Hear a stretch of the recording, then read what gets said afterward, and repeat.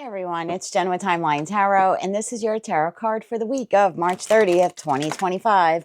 I'm going to begin with Aries, work my way around the zodiac wheel here, ending at Pisces. Timestamps, as always, will be in the description box. I've set the intention of this reading to be for Sun, Moon, Rising, as well as Venus. So you're welcome to check out any of those placements. If you're not sure what your placements are, in the description box is a link where you can obtain your free birth chart. Take a look at that site, come back here, and click on the timestamp for the respective placement or placements that you wish to view. At the end of this reading, I will do a collective general reading for you utilizing the mystery card here at the bottom of this deck.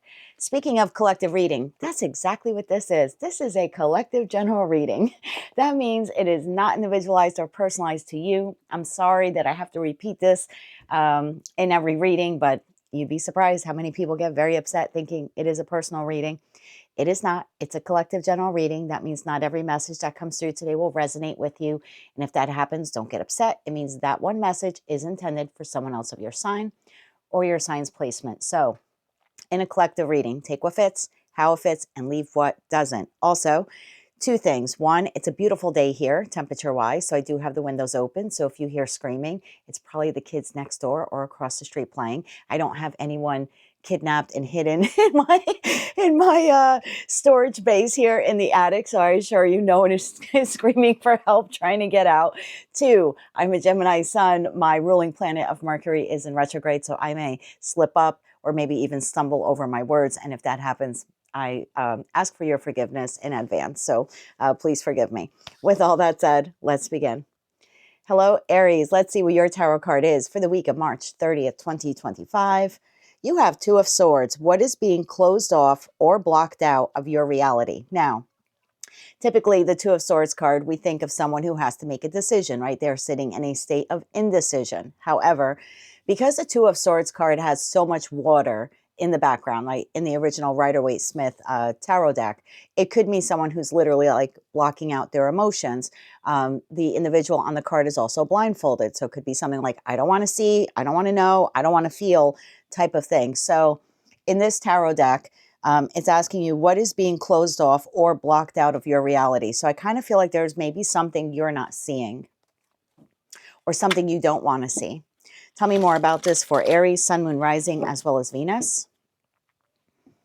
It could also mean that you're closing off your heart to something or someone, or you're rejecting an option or an opportunity that you have. Again, right, you're blocking it off or you're closing it out. Tell me more about this for Aries, please. What do they need to know about the Two of Swords? Bottom of the deck, we have Two of Wands. So yeah, many of you are at a crossroads. You're indecisive about which way to go. But the reason why you're indecisive about which way to go is because maybe something is closed off to you and you're unable to actually see the truth of something. So that could be why you're not sure about, how you want to proceed. Tell me more about this for Aries. What do they need to know about this Two of Swords for the week of March 30th, 2025? One more shuffle. Thank you. We have the Seven of Pentacles. We have the Six of Swords. We have the Eight of Wands. This is your incoming communication or movement. Actually, Six of Swords, the Eight of Wands could actually be forward movement. We then have the Four of Cups. You might be turning something down, or I don't want to say you're turning it down. You're not saying yes and you're not saying no. It's more like the I don't know, I have to think about it. So I do feel like you're being presented with something this week. Bottom of the deck, Five of Wands. This is internal conflict. The Lovers, the choice you have to make, aha, and the Devil. So I kind of feel like your spidey senses are up in a way where whatever opportunity or offer or maybe even information that you're receiving, you kind of feel like maybe it's not quite on the up and up, or maybe I'm not seeing the totality of this thing. That could be why you're stumbling or maybe even pausing this week before, making the decision about whether or not you want to accept this or reject it. So you definitely are internally conflicted here about a choice that you need to make.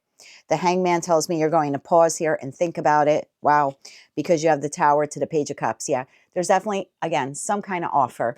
Could be love related, could be job related. But there definitely is an opportunity and a communication. I think it comes out of the blue. I don't think you're really expecting it.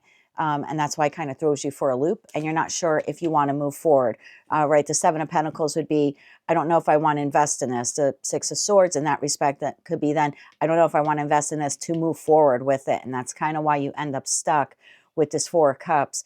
It's not a yes, it's not a no, it's an I don't know. I'm really internally conflicted. Something doesn't feel right, or something doesn't smell right, or something doesn't sound right, but I can't quite put my finger on it. And until I can, I don't want to make a decision. Let's see if we can clarify. What does this offer, opportunity, or information that Aries is receiving? So far, in terms of energy, we have Gemini on the table as well as Capricorn. Bottom of the deck, we have Seven of Swords. Ooh, yeah. Okay, so you're feeling like something is not on the up and up here, or I'm not receiving 100% of the facts. Okay, tell me more about this offer, opportunity, or information here for Aries. Sun, Moon, Rising, as well as Venus. One more shuffle. Thank you. What do you have? Oh, God. The Tower wants to show itself again. The Tower. The Hangman shows itself again. And the Hermit. Whoa, 3 major arcana cards. This is big. Bottom of the deck, 8 of Swords up in your head. 6 of Pentacles. Do I want to invest in this? How much do I want to invest in this? Knight of Wands. Do I want to take inspired action? And how will I respond? Knight of Swords to whatever information or communication this is. Source is being really elusive with whatever this is. So I'm guessing that this is going to apply to the majority of you. And that's why it's not really pinpointing exactly what it is, because it will resonate differently for all of you. For some of you, it's a career opportunity. For others of you, it's career advancement, right? You could be given the opportunity to be like promoted, but it's your call if you want to accept it or not. It could be a housing opportunity. It very well could be in love with that Lover's card, but you're pausing. We now have Virgo on the table.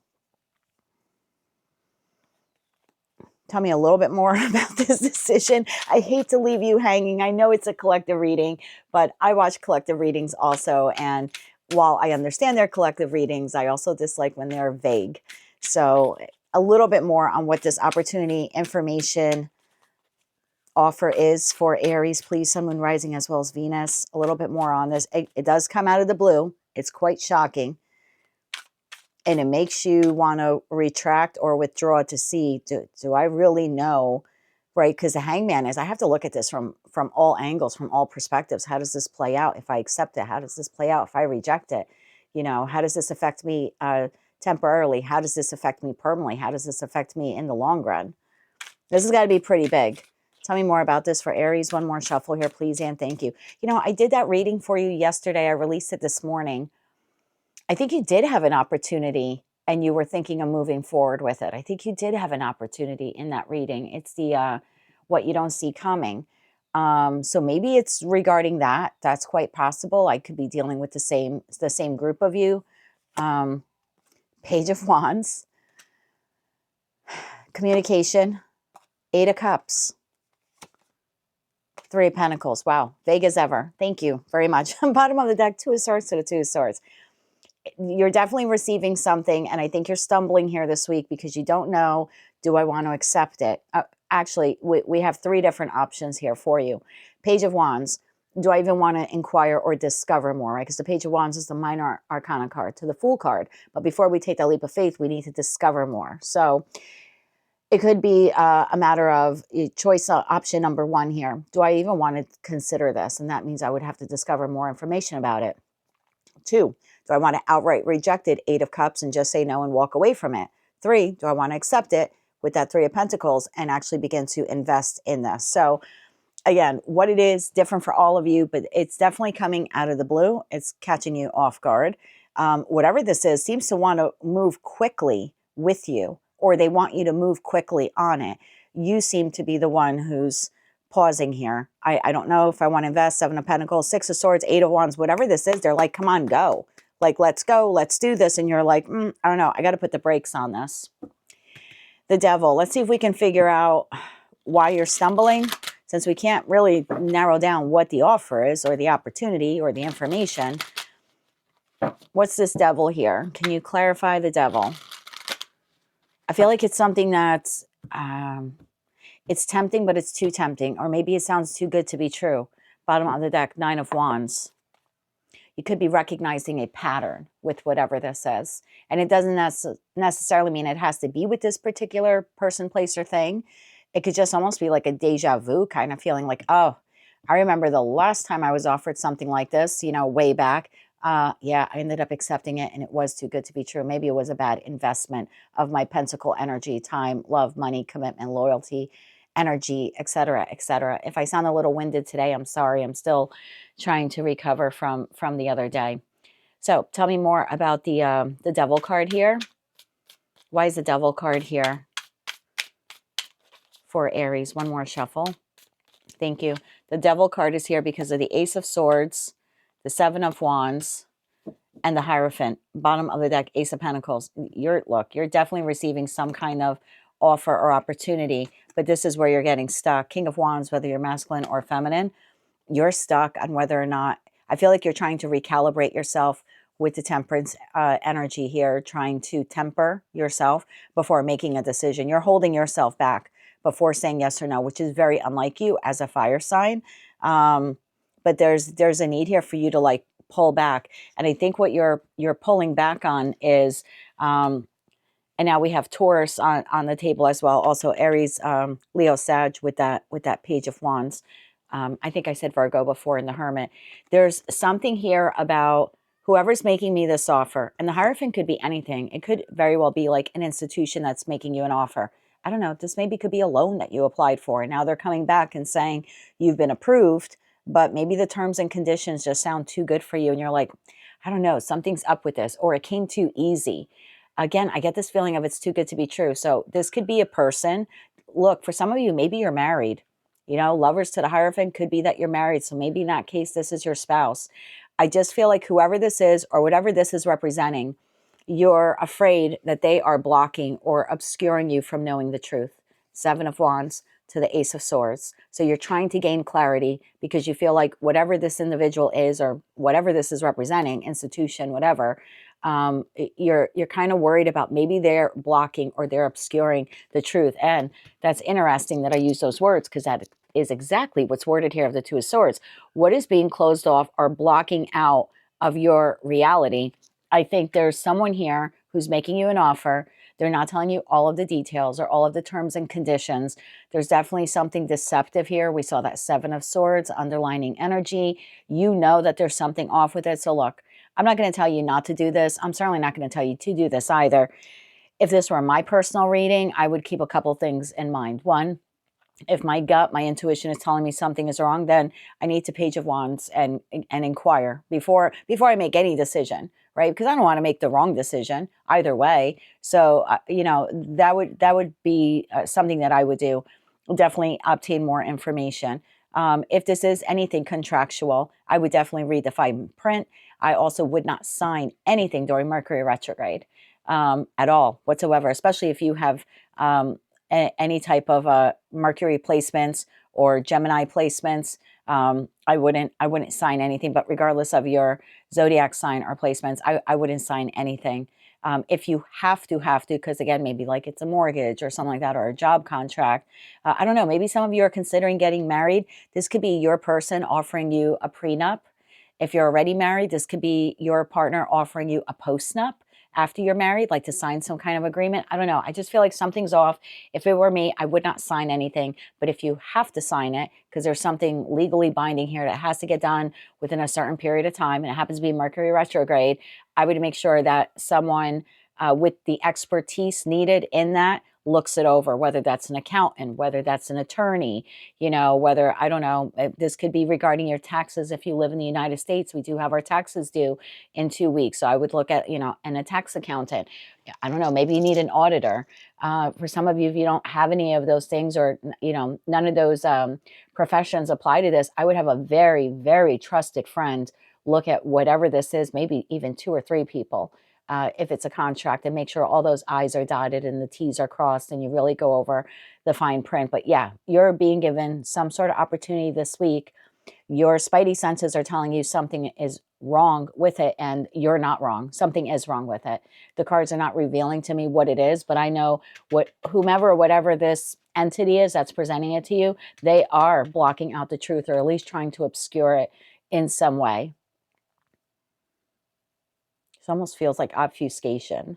Like they're presenting it one way, but it's another way. But the way they're presenting it is a little confusing to kind of trick you, so you don't really know the truth. But your intuition is on guard here. You know, the Hermit card could talk about intuition, and then maybe what is triggering you into like, nope, wait a minute, this is, again, too good to be true, or something like that. So that's what I have for you. What a bizarre reading for my Aries collective. I like hardly ever get readings like that. If you've been watching me for the past 11 months, I'm not the tarot reader that gives these readings. I try to be as precise and exact as I can be, but clearly this is hitting many of you in a lot of different ways. So I apologize for the vagueness. I really, really do.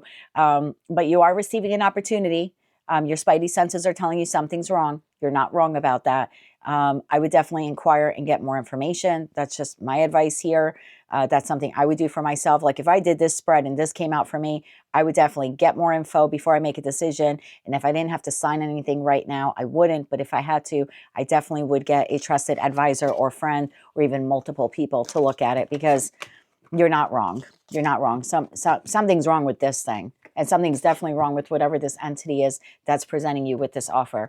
They're deliberately trying to confuse you or cloud your judgment. So take all of that how you want, however it resonates to you. But your tarot card for the week, my friend, is the Two of Swords. What is being closed off or blocked out of your reality? It looks like it's the truth regarding whatever opportunity this is.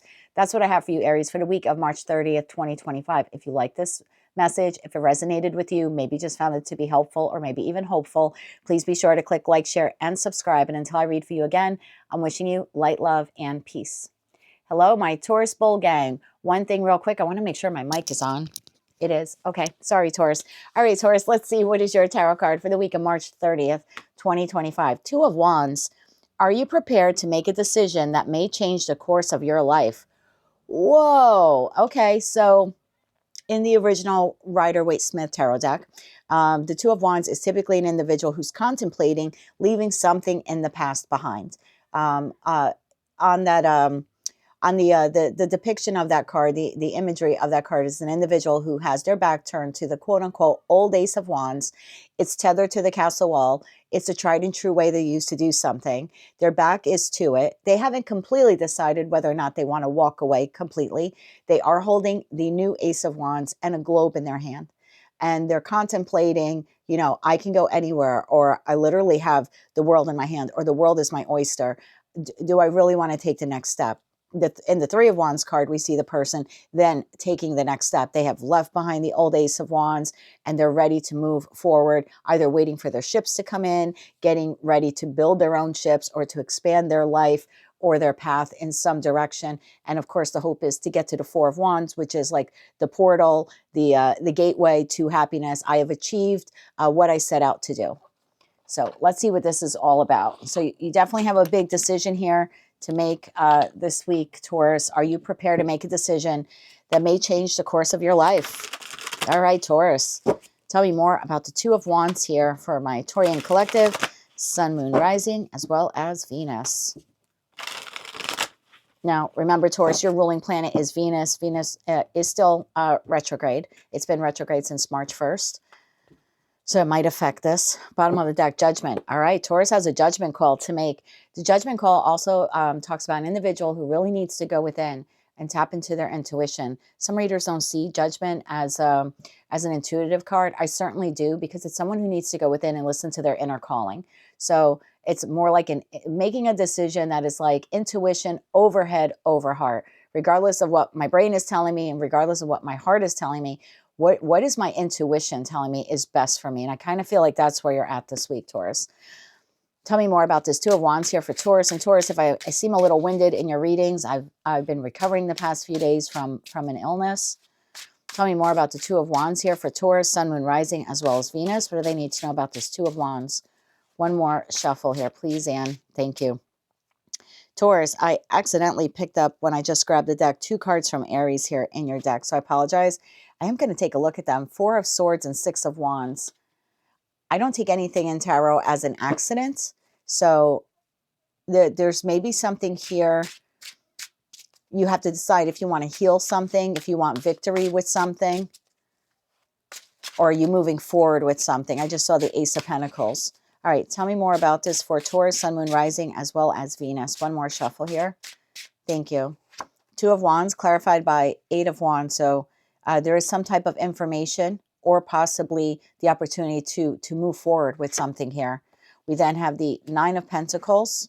We have the Magician. And we have the Seven of Swords. Oh, God, Taurus, I'm going to love the day I do a reading for you, babe. And we don't see that card for you. Okay, bottom of the deck, we have the Star. We have the Five of Wands. And we have the Four of Swords, ironically, because that was in the two cards I accidentally grabbed off of the Aries deck. Bottom of the deck, we have a Queen of Pentacles. We have the Wheel of Fortune. And we have the Two of Cups. Okay, Taurus, some of you, this could be love-related. If it's not love-related, there's an opportunity. There's some type of opportunity or information that you're receiving this week. I think it's something that you have manifested.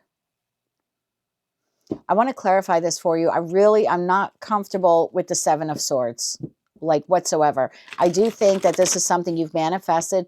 Magician to the Star card very well could be someone who's manifesting their heart's desire, whatever that is, professionally, personally, romantically. And so in that respect, it looks like it comes in and then you're a bit conflicted about whether or not you want to move forward with it.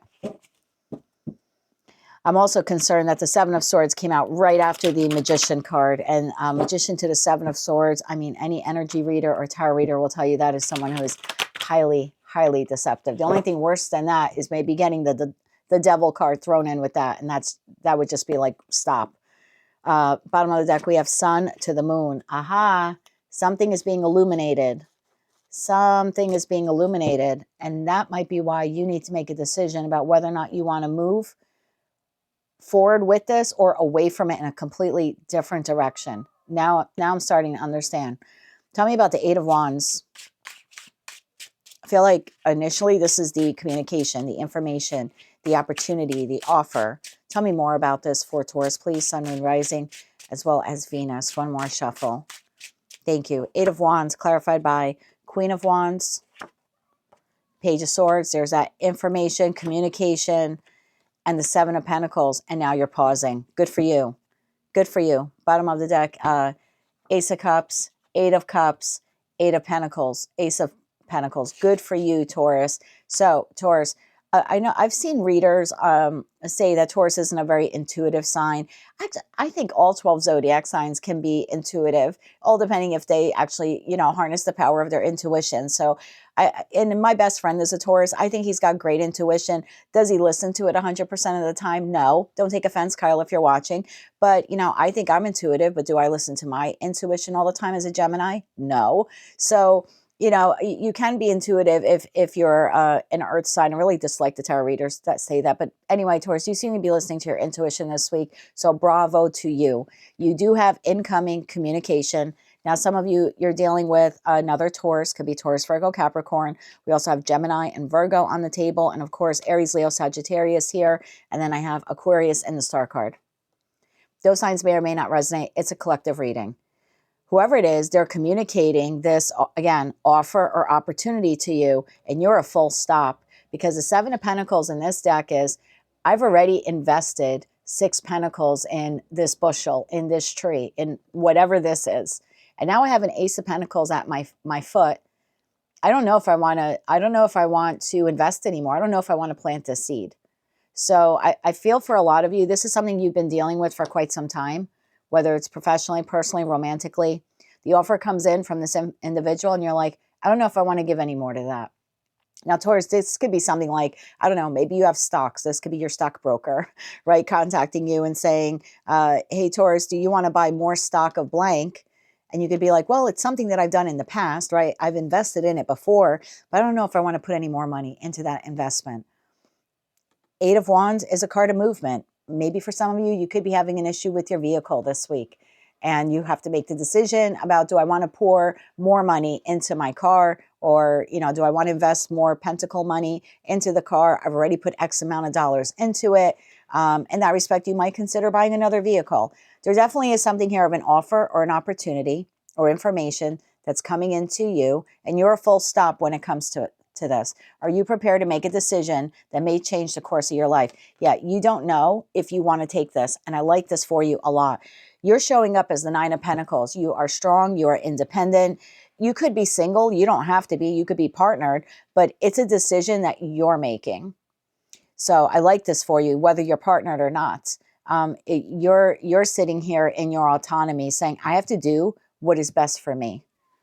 The Magician. Tell me about the Magician energy. Why is the Magician here? I'm really concerned about the Magician to the Seven of Swords. You know, on one hand, it could be something you manifested. It's like, you know, when you hope and pray for something and then it happens and you're like, oh crap, well, I wanted that 6 months ago when I asked for it. But now that it's here, I don't know if I want to accept it. It could be something like that. It could also be someone who's trying to deceive you. And that might be why your intuition is up high. Like, wait a minute, this doesn't sound right.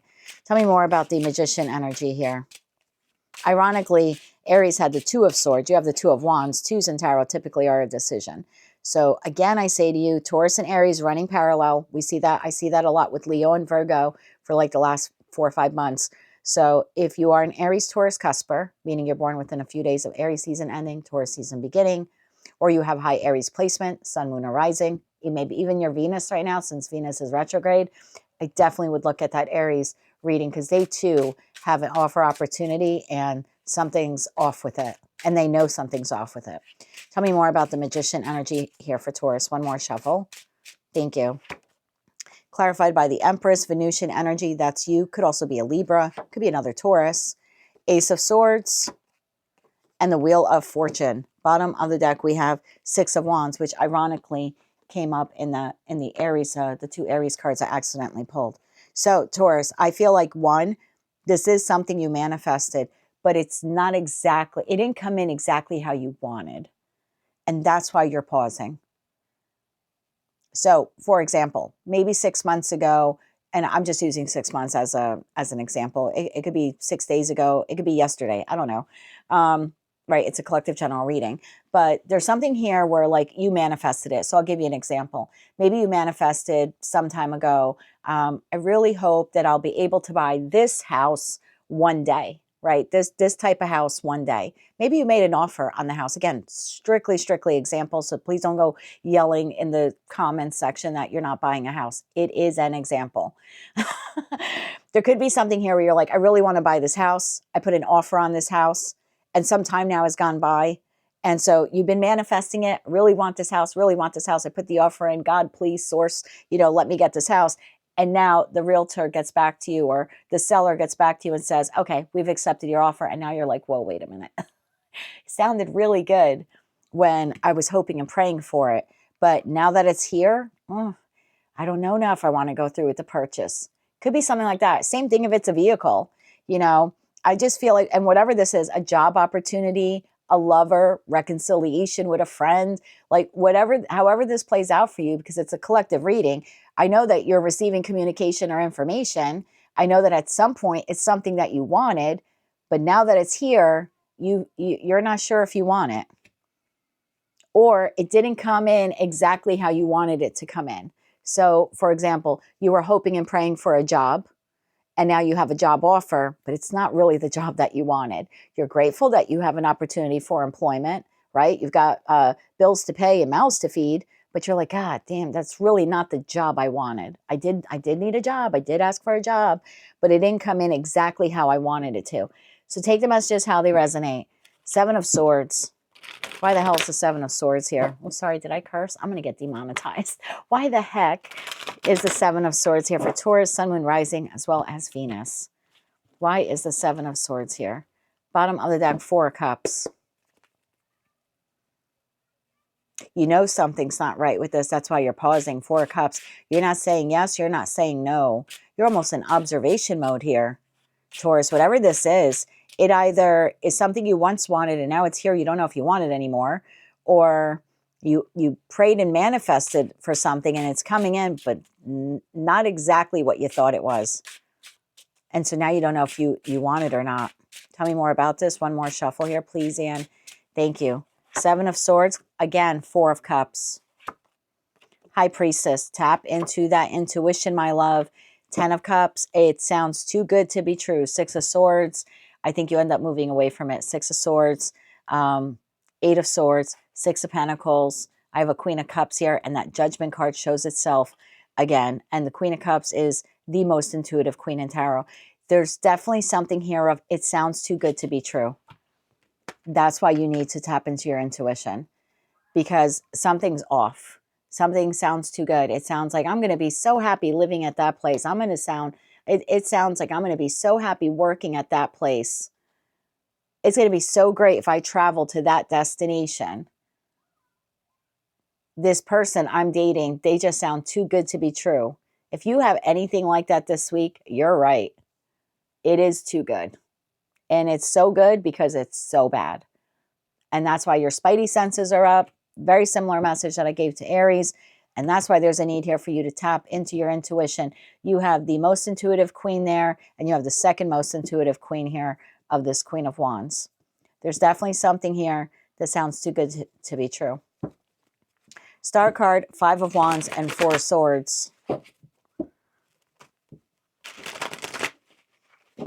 You're internally conflicted. Is this really what I want? Is this really what I want? Bottom of the deck, 9 of Cups. Is this really my wish fulfillment? Yeah, do I move forward on this or not? I mean, for some of you, I just saw the 4 of Wands. For some of you, this is the purchase of a home or expansion of a home. Or do I want to date this person? Or do I want to move in with them? Or do I want a higher level of commitment? Hell, I could be talking to a Taurus who's married and you don't know if you want to stay married to this person or if you want to buy property with them. Tell me this 5 of Wands. Why is Taurus internally conflicted here? Why is Taurus internally conflicted here? One more shuffle. Thank you. Why are you internally conflicted? 6 of Wands, King of Swords, and 8 of Cups. There, see, there we go again. Bottom of the deck, 2 of Swords. You're trying to gain real clarity on this. Do I walk away from this, or can I have victory with this? Is this going to pan out for me, or is it a lost cause? So I like here that you're doing 2 things. You're sharpening your intuitive skills. Bravo to you, tapping into your intuition. You're also trying to see this very clearly for what it is, or you're trying to see this person for who they really are before you make a decision about whether or not this will be successful or you should reject it. 4 of Cups, 8 of Cups could be outright rejection. And then, of course, some of you will accept it. But what I like is before you're making any decision, you are pausing and contemplating the long-term ramifications if you accept it or if you reject it. And you're using your mind and your intuition to make this decision, not your heart, which I like. So maybe for some of you, this is some type of thing here where like you did it in the past. And because you made a heart-based decision, it ended up screwing you over or ended up being a bad investment. So now that you have an opportunity to invest in it again, you're like, wait a minute, the last time I did that, I lost my shirt on that investment, or the job didn't pan out, or they're screaming outside. So I'm going to take that as a sign. Your intuition is going to be screaming at you this week, Taurus, to pause before you move forward on this. I feel like you need to obtain more information. Again, it either is exactly what you wanted, but now you don't know if you want it anymore, or your manifestation is here, but not quite exactly how you pictured it to be, and that's why you're pausing. Either way, your tarot card for the week is the 2 of Wands. Are you prepared to make a decision that may change the course of your life? That's what I have for you, Taurus, for the week of March 30th, 2025. If you like this message, it resonates with you, or you wish to claim all or part of it, please be sure to click like, share, and subscribe. And until I read for you again, Taurus, I'm wishing you light, love, and peace.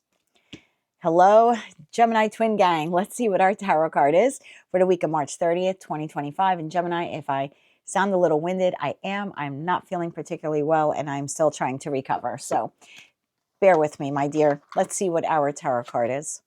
The 10 of Pentacles. What situation in your life shows your greatest accomplishments? All right. Tell me more about the 10 of Pentacles here for Gemini, Sun, Moon, Rising, as well as Venus.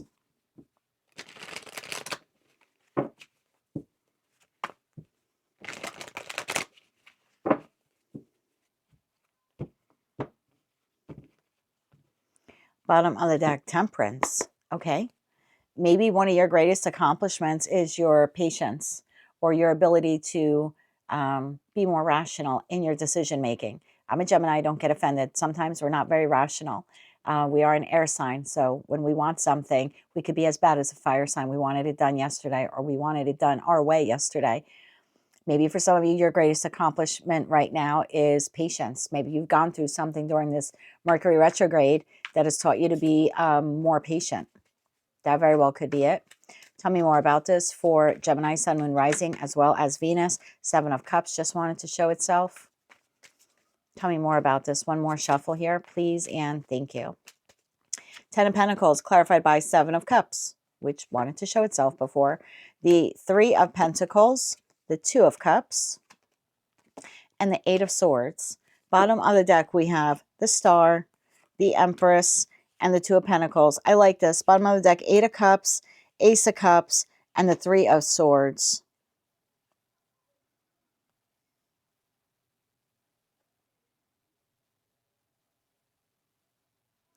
Gemini, I feel like I actually want to clarify the underlining cards. I normally don't do this, but I feel the need to do this for this reading for you. So first of all, Gemini, Seven of Cups, options, opportunities. This card could also speak about illusion, confusion, living in a fantasy land. So let me clarify it, because depending on the clarifiers, that'll give me a better idea of the message that this particular card is holding. I do see you here wanting to invest in a soulmate, soul bond connection. Could be with a friend, family member, neighbor, colleague, lover. But I see you being confused, and that might be it. I'm confused about whether or not I want to invest or reinvest in love. I'm just going to call it love. Could be platonic, could be romantic. You could be single, you could be partnered, you could be single and considering entering the dating pool. There's something here of I need to pause, because I'm a little too confused, and I don't know if I want to invest or reinvest in love again. Just further clarify that Seven of Cups here, please, for Gemini. What came out of the deck? The Knight of Pentacles. So you've been thinking about this for quite some time. Do I want to invest or reinvest in this? Or you've been confused about this for quite some time. Tell me more about this. One more shuffle. Thank you. Knight of Pentacles, further clarified by Seven of Wands, and the World card. Bottom of the deck, the Devil. Oh, geez. Devil, Five of Wands, Ace of Pentacles. Wow, you're really battling yourself almost to the point of obsession, like compulsively battling yourself about whether or not you want to move forward with a particular, again, soulmate, soul bond connection. There's something here about being confused for quite some time.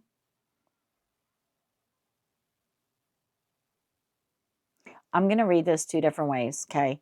For some of you, you've been Seven of Wands. You have been resisting ending something, a particular connection in your life that you really know that you need to end. And you're not heeding the call. There's something internal to you that you know you need to walk away from it. Ace of Cups, Eight of Cups, Ace of Cups, and Three of Swords. I need to walk away from this love connection, platonic or romantic. Could be friend, family member, lover, something like that. But you're blocking the exit, or you're trying to prevent or delay the exit. For others of you, you have an opportunity to connect or reconnect with this individual, and you're not sure if you want to do this. So I could be speaking to a Gemini. You're single, and you've been feeling the call within. I really need to put an end to singlehood and get out there and start meeting people again in the hopes of finding my next soulmate. But you've been resisting the call. It could be something like that. There could be fear. There could be confusion. I don't know. My life is pretty good the way it is. I don't have to answer to anyone, right? I'm a single Gemini. I don't know if I want to go through the hassle or trouble and heartbreak that comes from love, because that's what I've learned in the past, right? And that's how my connections in the past have ended. So I don't know if I want to gamble on love again. So for some of you, you're resisting putting an end to singlehood and putting yourselves out there to see what choices and options in love that you have. And again, it's allowing past hurts to prevent you from moving forward. I could be speaking to a Gemini with that Devil card. You know that you're in a toxic relationship with a friend, family member, lover, again, whomever.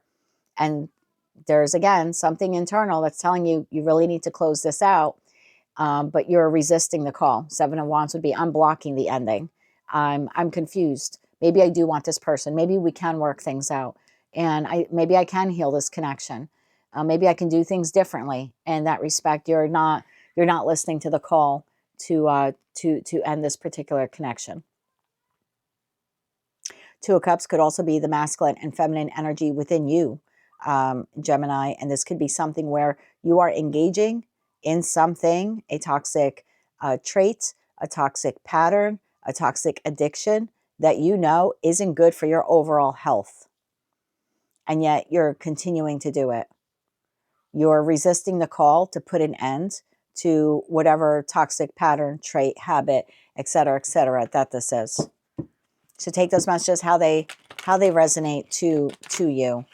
But there's something here you're supposed to walk away from, whether walk away from being single, walk away from a bad habit, walk away from a toxic trait, walk away from a negative mindset. Eight of Swords is a lower octave to the devil. We saw the devil. So again, this could be like you not thinking well of yourself. We've seen that in your readings before. So maybe for some of you need to walk away from them. For others of you, you have a connection in your life that's no longer serving your highest good. You kind of know that you need to walk away from it, but you're resisting the call to walk away from it. Take those messages how they resonate. What I like here is that we do have the Star, we do have the Empress, and we do have the Two of Pentacles. So I do think that by the end of the week, you are making the decision in one direction or another. It's a very balanced decision, and you're doing what is best for you. So if at some point this week you realize, you know, I'm still doing blank, I'm still drinking too much, or I'm still smoking, or I'm still behaving in this way, or, you know, I'm still communicating in this toxic way, whatever that is for you, this could be then very healing for you, where you're deciding to take the reins, the control here of your life. And it could be very healing for you to quit that habit, or redefine maybe how you communicate if that's been an issue for you. Or I'm going to change my mindset about what I think about myself. For some of you, you're going to make a decision to walk away from this toxic connection. For others of you, you're going to take the plunge and decide to start connecting with people. So yeah, I do think that your Ten of Pentacles card here, what situation in your life shows your greatest accomplishments, I think it's patience, because you're not rushing in to whatever this is, whether this is reunion, reconciliation, finding a new person, stopping a habit, stopping a trait, cold turkey, because you're looking to inquire more information. So I do think seeing that Temperance card at the bottom of the deck at the onset of the reading is very important here, because I think your biggest accomplishment, your greatest accomplishment right now is the act of patience. Tell me more about the Two of Pentacles, because I do think you're making the decision. The Two of Pentacles card in this deck does show a rainbow. So we know that the rainbow in the original Rider-Waite-Smith Tarot deck, the only card that shows a rainbow is a Ten of Cups. So that's why I do feel like by the end of the week, you're making the decision that is best for your emotional happiness. Tell me more about this Two of Pentacles decision here for Gemini. One more shuffle. Thank you. Ten of Swords, the Knight of Wands, and the Six of Swords. Bottom of the deck, King of Pentacles. I don't know what it is, but you're putting an end to it. So again, toxic habit, toxic trait, toxic connection, whatever it is, putting an end to being single, whatever it is for you, you are taking the inspired action to put an end and to move on from it. So bravo to you. Have some patience with yourself this week. This is something you've been wrestling with for a good minute. Again, it's this whole thing of, do I want to enter a dating pool again? Do I want to stop this toxic habit? Whatever it is for you. Do I want to leave this toxic connection or stop talking to this friend? Again, whatever this has been for you that's been plaguing you and you're up in your head about, I do see you by the end of the week making a very clear, very decisive decision here in the power of the Empress or Emperor, and deciding I'm going to put an end to it and I'm going to move forward. Bottom of the deck, we have King of Pentacles, Three of Cups, and High Priestess, and then the Ace of Wands. It's a very grounded approach for the Gemini collective. You'll be very pleased and happy with yourself. You're also relying on your intuition to make this decision. And then boom, what you have is this quote unquote passionate new beginning. So I don't know what this is for you. This could be better health, improved mental health. It could be you're finally deciding to start a creative project, find a lover, reconnect with a past lover. Again, take it all how it resonates to you, but it's definitely opening up a new doorway for you. So have you been resisting the call? You have been. By the end of the week, are you finally making a decision and no longer resisting? You are. So bravo to you, Gemini. Whatever this is for you, you're just a little bit closer to finally accomplishing it or tackling it. So good for the Gemini collective. That is what I have for you, my dear, for the week of March 30th, 2025. Your tarot card is the Ten of Pentacles. What situation in your life shows your greatest accomplishment? This week, my darling, it is your patience.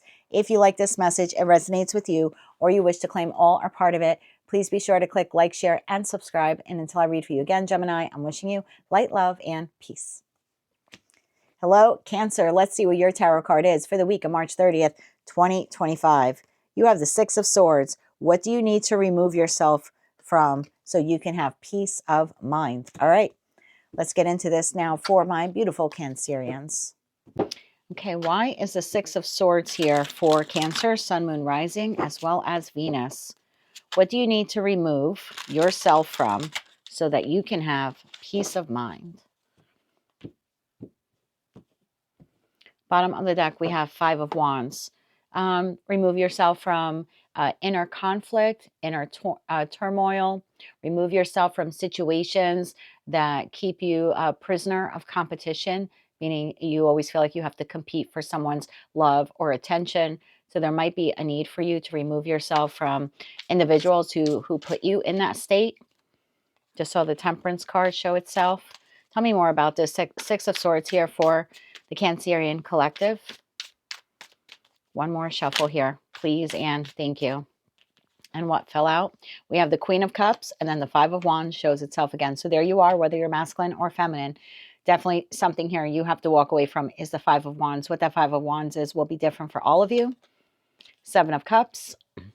King of Cups. Okay. Could be a need here for you to remove yourself from a connection. Could be platonic, could be romantic. This could be, from your parents. Listen, parents could be could be soulmates. That doesn't mean that they're not karmic lessons in that soulmate connection. It doesn't mean that that parent or those parents are healthy for us. Same thing if this is a friend, or, for some of you, this could be like a friend group that you're associated with, maybe even like a community group that you volunteer in. This could even be a lover, whether it's a past person, a current person.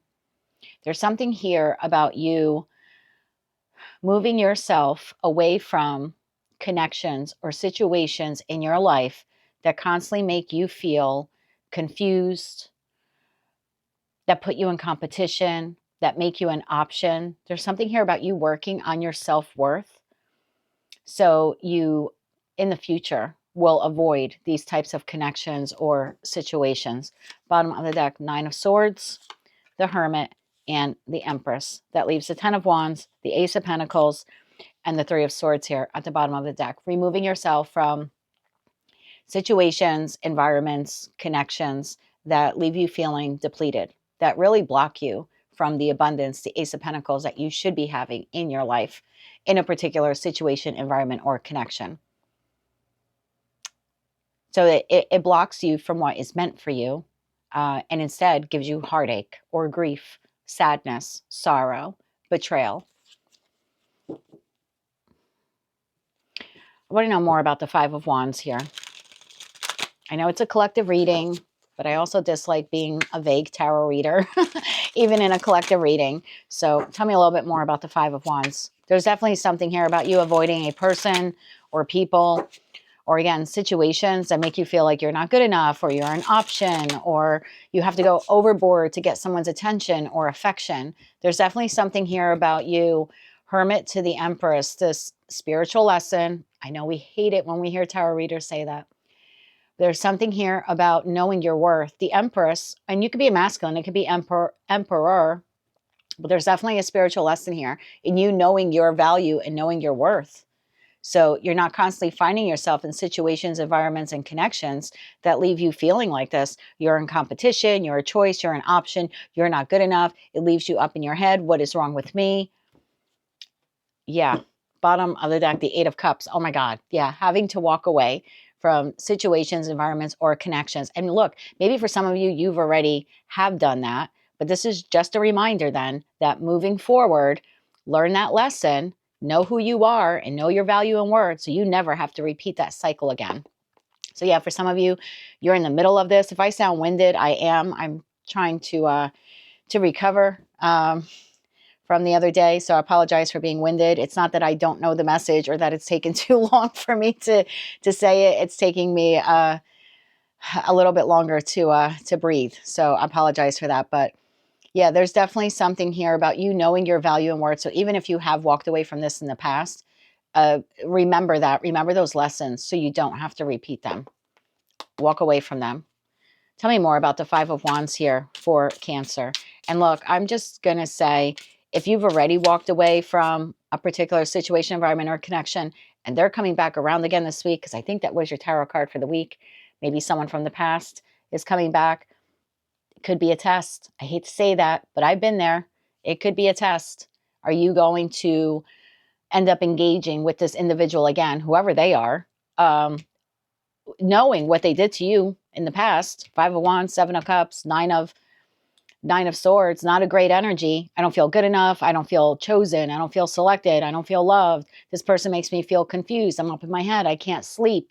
You know, it's extreme anxiety. It's borderline depression. So if you do have that person coming back around again, whoever they are, do you want to re-engage with that person again? Or did you learn the lesson and know your value? And so this way, or this week, when they come around your way, you'll just say no to them because it's like, no, thanks, learn the lesson, got the hat, the t-shirt, right? I really don't need to repeat that again. Five of Wands, clarified by the Three of Wands, the Four of Swords, and the Ace of Wands. That's exactly what it is. Bottom of the deck, Knight of Cups. So when this person shows up again, are you going to accept them, knowing what they've done to you in the past? Like, are you going to allow them to have a new beginning here in your life after you had to heal so much from what they did to you or from like how they treated you?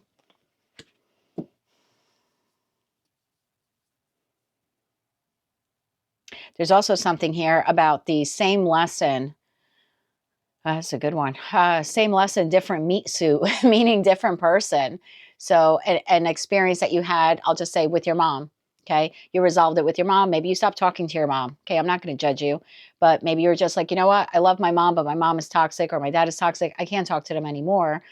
And now you have this other individual, could be a friend, could be a lover, could be a colleague, doing the same thing to you. Did you learn that lesson from mom? Because it could be the same lesson, but a different meat suit, meaning a different person, a different human. So take it all how it resonates. You definitely have a lesson here repeating this week. I kind of feel like it's a test. Are you going to fall for it again? Or did you learn your lesson? Did you learn your value and worth the last time you went through this, either with this person or with another person? King of Cups. Who's this King of Cups? Because I feel like this person, whoever they are, or whatever situation this is, it comes across in an enticing way, making you believe that, yeah, that's what I want. That's the job I want. That's the type of person I could see being my friend.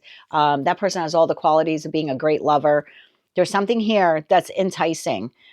See how the Queen of Cups is here in the deck that I use for you. She's holding a shell. I say she, there's a woman on the card. It could be masculine. Take it how it resonates. But this person is holding a shell, and this person is blowing into a shell.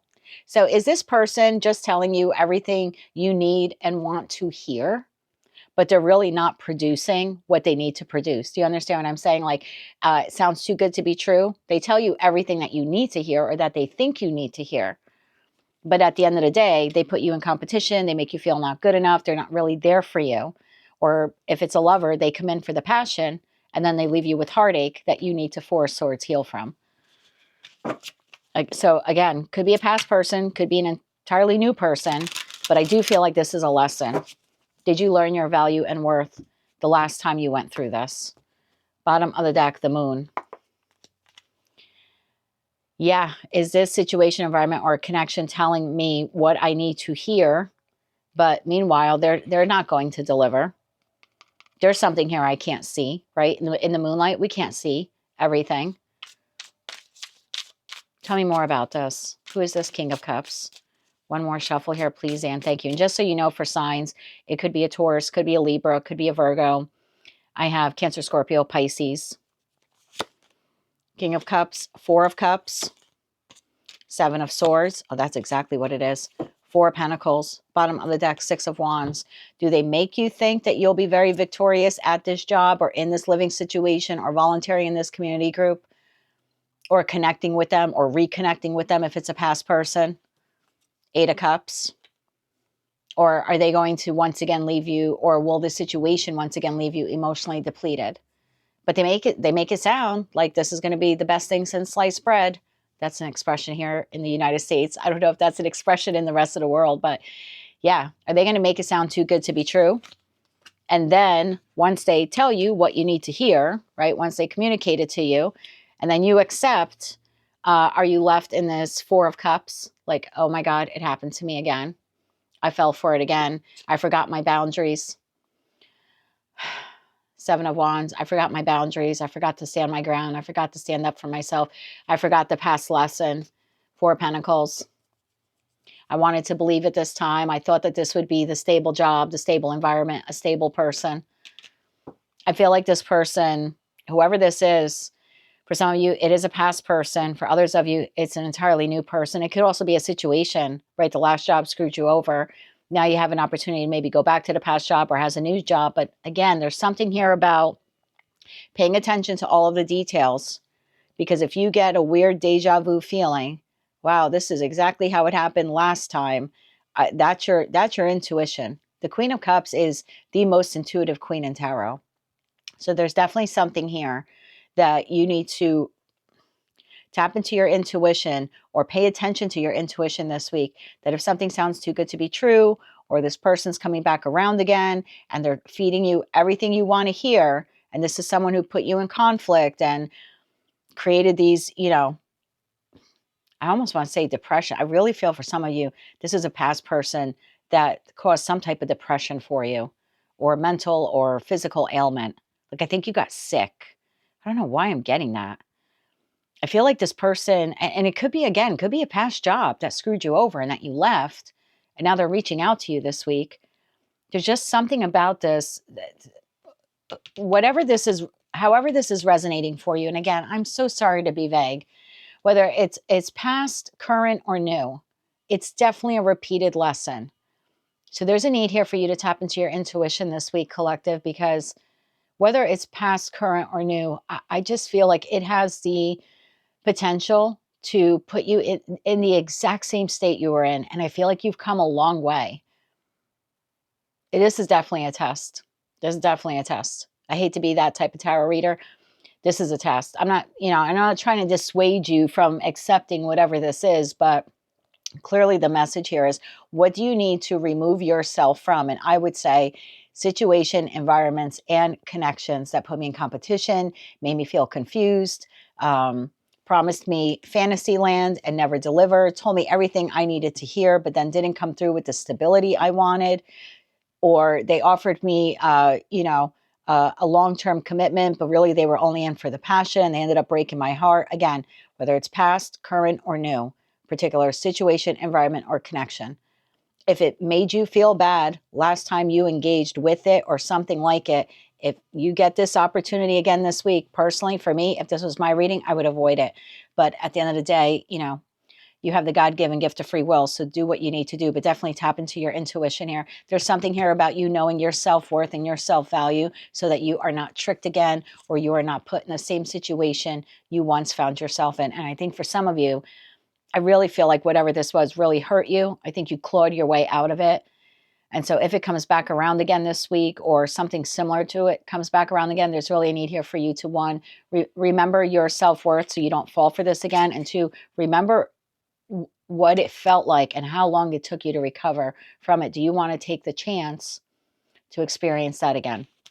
So again, I'm not saying no. Maybe the answer here is to be cautious, to go super slow and be cautious, to pay attention to the red flags, instead of ignoring them like maybe you did last time. Please don't get mad at me. So that's what I have for you, my dear. Your tarot card for the week is the Six of Swords. What do you need to remove yourself from in order to keep or maintain or create for yourself peace of mind? That's what I have for you for the week of March 30th, 2025. If you like this message, it resonates with you, or you wish to claim all or part of it, or maybe you just found it to be helpful, please be sure to click like, share, and subscribe. And until I read for you again, I'm wishing you light, love, and peace. Hello, Leo. Let's see what your tarot card is for the week of March 30th, 2025. And if I sound a bit winded, I am. I'm still recovering. So please forgive me in advance if you hear me breathing a lot. Your tarot card for the week, my dear, is the Knight of Swords. What action needs to be taken to get something accomplished? Oof. I just heard like a whip, like I'm terrible at sound effects. Please don't judge. There is definitely something here you need to take action on this week. Tell me more about this. Knight of Swords here for Leo, Sun, Moon, Rising, as well as Venus. What action needs to be taken to get something accomplished? Bottom of the deck, Four of Wands. Could be regarding your home, your stability, your overall happiness. Could also be in respect to a partnership. Tell me more about this for Leo, please. One more shuffle here. Thank you. Knight of Swords being clarified by the Three of Pentacles, the Queen of Cups, the Three of Wands, 3 to the 3, and the Four of Swords. Bottom of the deck, Queen of Swords, King of Pentacles, Two of Pentacles. You sure got a lot of people here this week. Cancer, Scorpio, Pisces, Gemini, Libra, Aquarius, Taurus, Virgo, Capricorn. Could be 1, 2, maybe even 3 people. It'll be different for all of you. It seems that they are proposing something to you this week. See how this individual is, I don't know if you can see it, but they're approaching this individual and they have a piece of paper in their hand. So I feel like you're being offered something here this week. Now, I don't know, this is kind of, I know it's the Three of Pentacles, but it's giving me the feeling of Page of Pentacles. So an offer or an opportunity or information is being presented or given to you this week for consideration.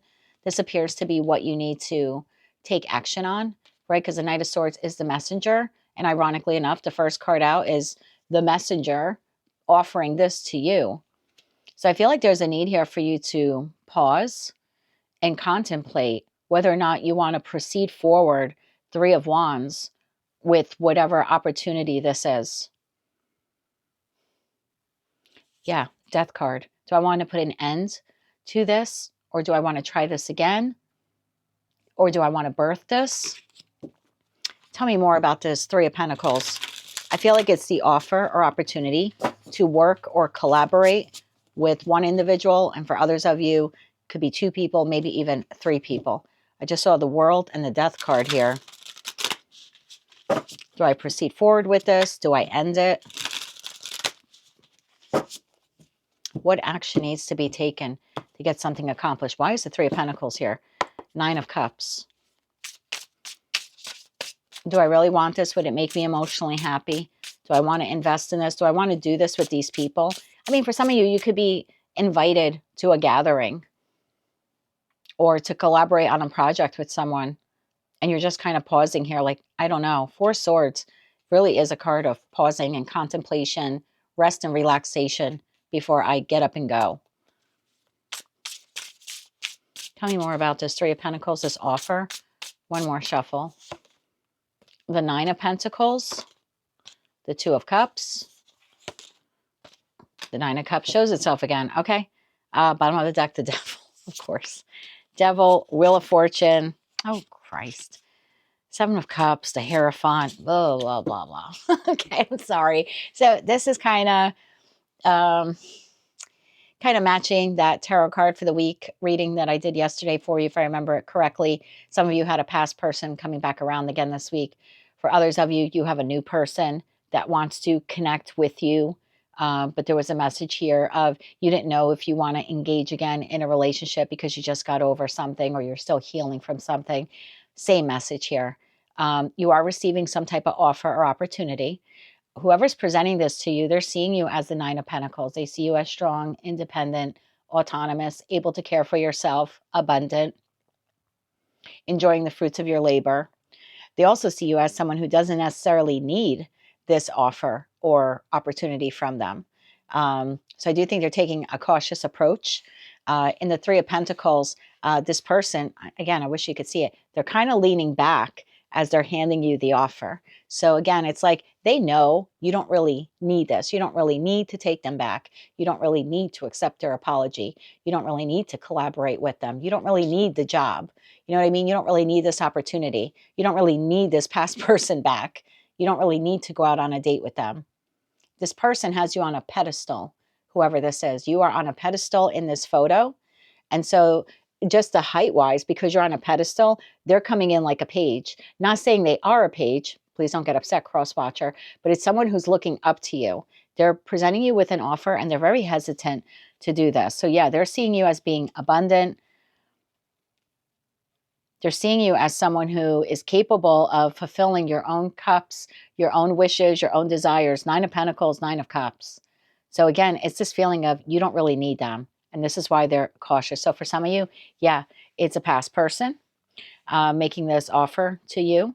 And again, they're coming in very carefully. For others of you, new person maybe wants to ask you out on a date.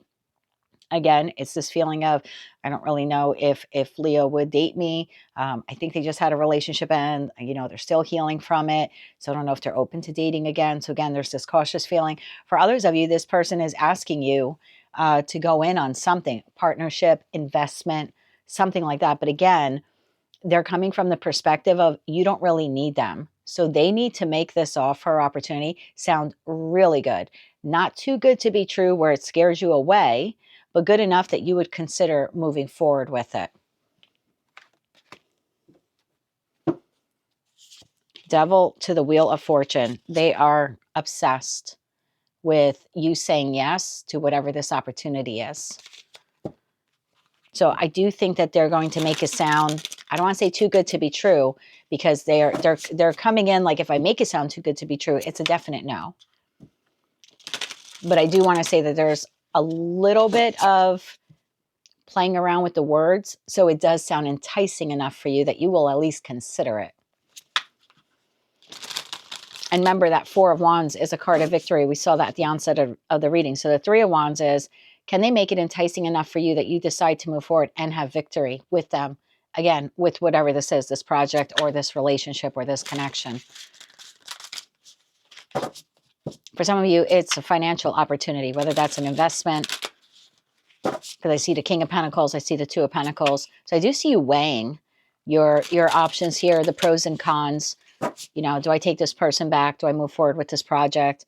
Do I invest in whatever opportunity this is?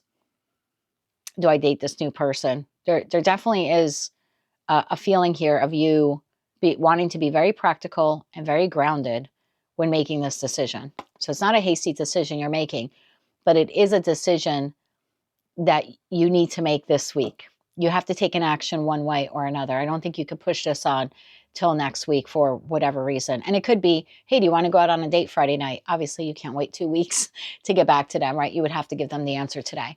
Or they have a deadline for a project and they want to know if you'll go in on it. Or it could be like that day, like a stock option. You know, do you want to invest in this stock today type of thing? You're going to have to make this split-second decision if you're doing that or not. Again, I think they're enticing it to make it sound attractive to you, but I don't think they're over embellishing it too much to scare you away, because they know you don't really need whatever this is. So if they oversell it, they know it's a hard no from you. Tell me a little bit more about this. What else does Leo need to know about this? One more shuffle here, please, and thank you.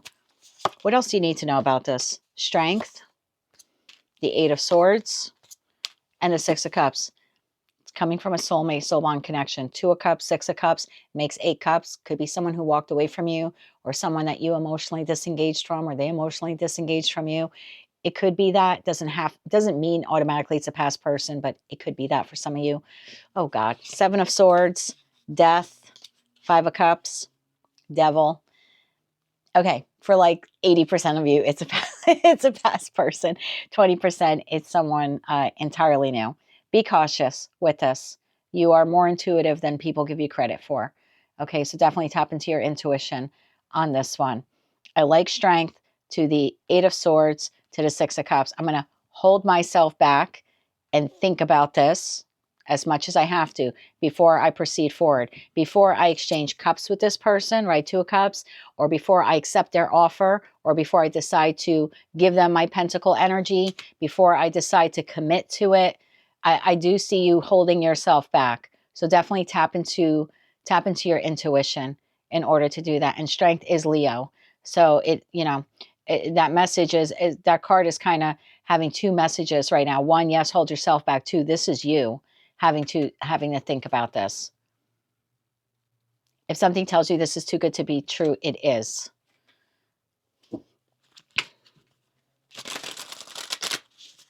Advice for Leo. I didn't get advice for the other signs. So if they're watching, I hope they're not mad, but I feel like you need advice for this. Advice for Leo, whether it's past, current, new. Advice for you. Bottom of the deck, 2 of Wands, 2 of Pentacles, 2 of Wands. Think very carefully about this, the pros and cons. Will this benefit you? Tell me more about this. Advice here, please. Tell me more about this advice, this 2 of Wands advice for Leo. One more shuffle. Thank you. Advice. Page of Cups, when you receive this offer, this opportunity, this information, the Moon, and the 9 of Wands. I like that. Bottom of the deck, Hangman. Pause, pause, pause. Don't make a mistake that you made in the past. 9 of Wands. Don't repeat a past mistake. The Moon. What's unclear about this? Does it sound too good to be true? Does it evoke within you or invoke within you any kinds of fear or doubts or insecurities? Like the minute it does that, that should, if it stirs any type of negative emotion like that for you, that's your pause. That's your Hangman. All right, I got to look this over because it doesn't feel good. It might sound good, right? And it may look good on paper, right? That 3 of Pentacles are handing a piece of paper.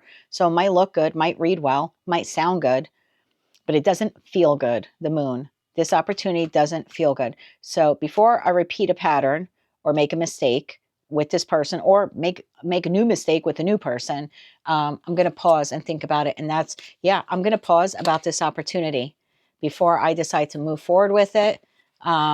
I like this. All the 2s. We've seen almost all. Yeah, we have seen all the 2s. 2 of Pentacles, 2 of Cups, 2 of Swords. We saw the 2 of Wands before in the shuffle. So 2, 2, 2, 2.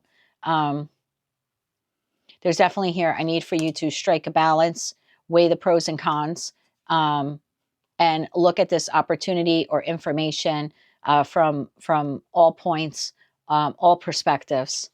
If it does not serve your highest good, don't move forward with it.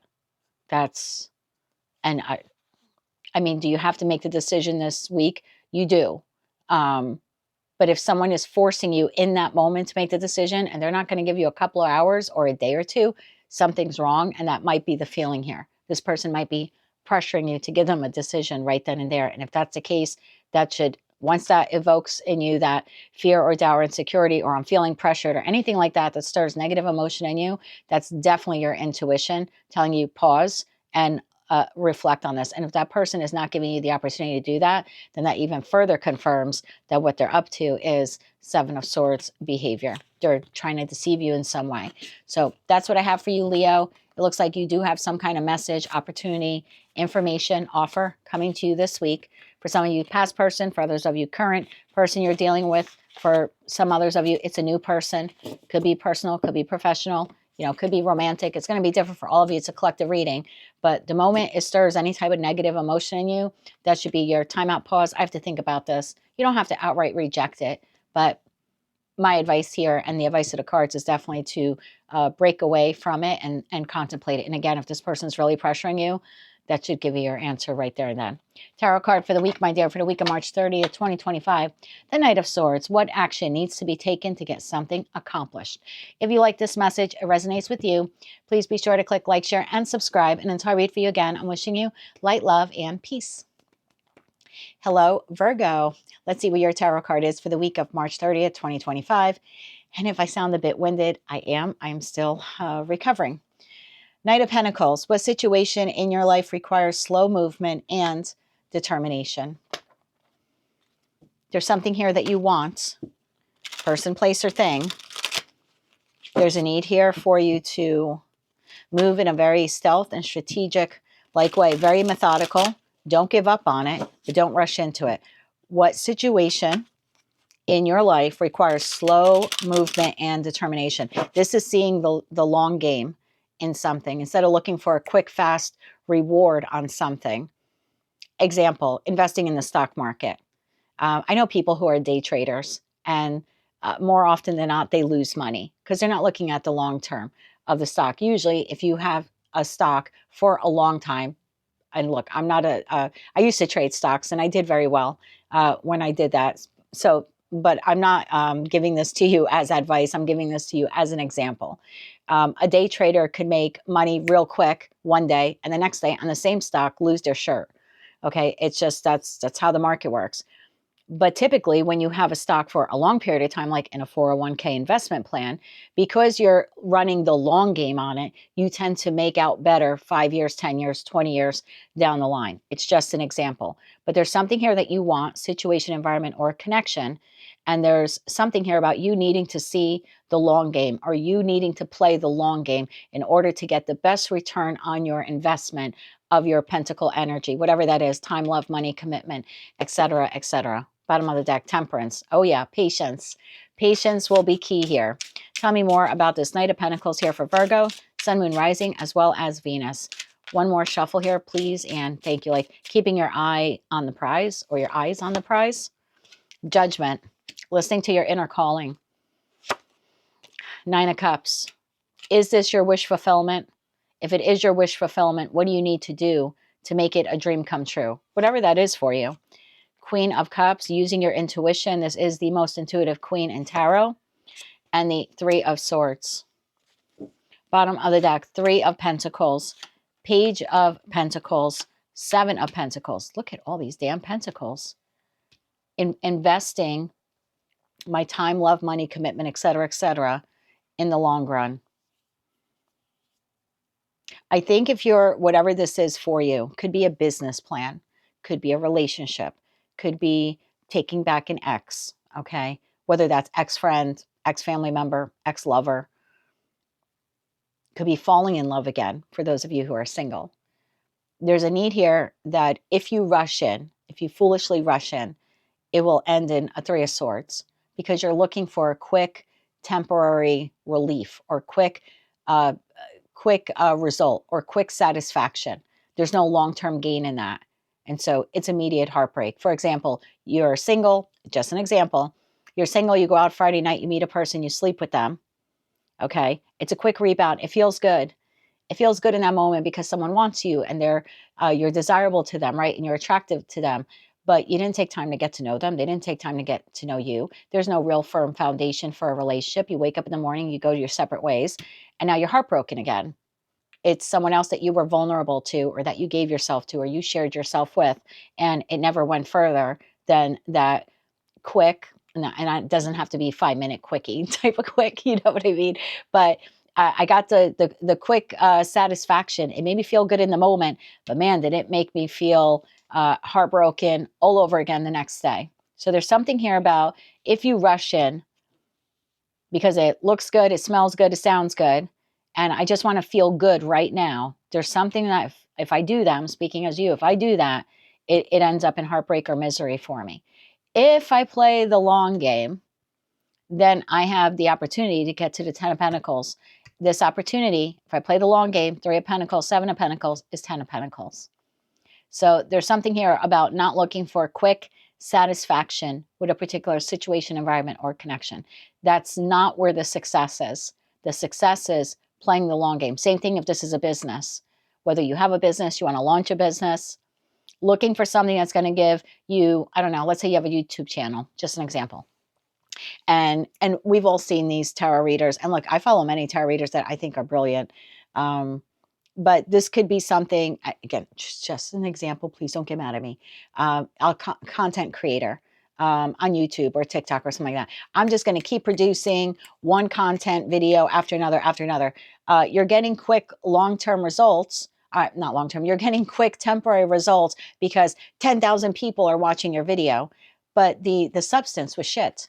So, sorry, I don't want to get demonetized. The substance was crap. So did you get 10,000 people look at it because you had some clickbait title? You know what I mean? Or the imagery, of the video looked really good at first. So you got all these people to watch it, but the content was crap. So these people don't become subscribers. They don't become, you don't become trusted. You're not a trusted content creator to them. So you did get the short-term satisfaction, but the next day when you post the next video and only 2 people watch it, you're like, oh crap, I had short-term success, no long-term gain. Again, it's just an example, but there's something here, whether it's love, romance, in your professional life, something like that.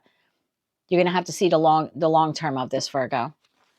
Tell me more about this. There's definitely a need here for, and like, look, if you were to listen to your intuition, you're a highly intuitive sign, even though you're an earth sign. I know people, I don't know why. I watched a tarot reader like within the last week, and she was like, earth signs and fire signs typically aren't intuitive. Bullshit. All 12, there I go, getting demonetized again. Bullcrap. All 12 signs have the possibility of being intuitive. Every human being on the earth can be intuitive. In fact, we all are. Just some people shun their intuition and other people work on it to strengthen it. So I do think you're a highly intuitive sign. And we've seen that in your readings here, at least for the Virgo Collective on my channel. So there definitely is a need here for you to tap into your intuition, define whatever this dream or goal is, this 9 of Cups, which consequently in this deck is holding a baby. So what is it here that you want to birth or rebirth in your life, or grow or expand or nurture in your life? And don't go for the short term, gain on this. Go for the long term. Tell me more about this 3 of Swords. Yeah, this is because, see, in the 9 of Cups, think about it when you're raising a child, right?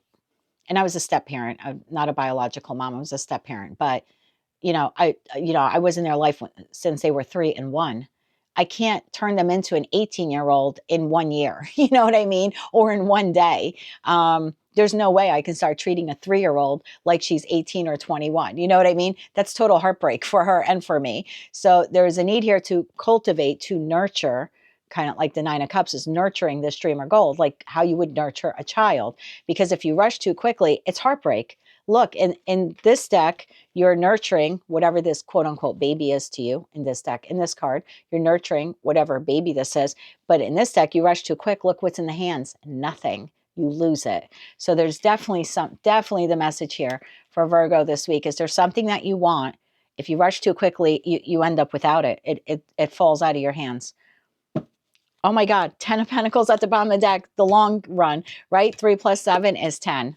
All right, tell me about this 3 of Swords. I don't really feel like I need to clarify this message, but I'm going to do that anyway. Tell me more about the 3 of Swords here. One more shuffle. Thank you. 3 of Swords, 4 of Swords. Wow. Then I have to heal and rest and recover all over again. The Devil, because I gave into something, whether I gave into the one-night stand because it was going to make me feel good, and then I feel depleted the next day, or used, or I feel terrible about myself. It could be a habit, could be a trait, could be like smoking. Like whatever this is for you, could be a personality trait that you know is kind of toxic.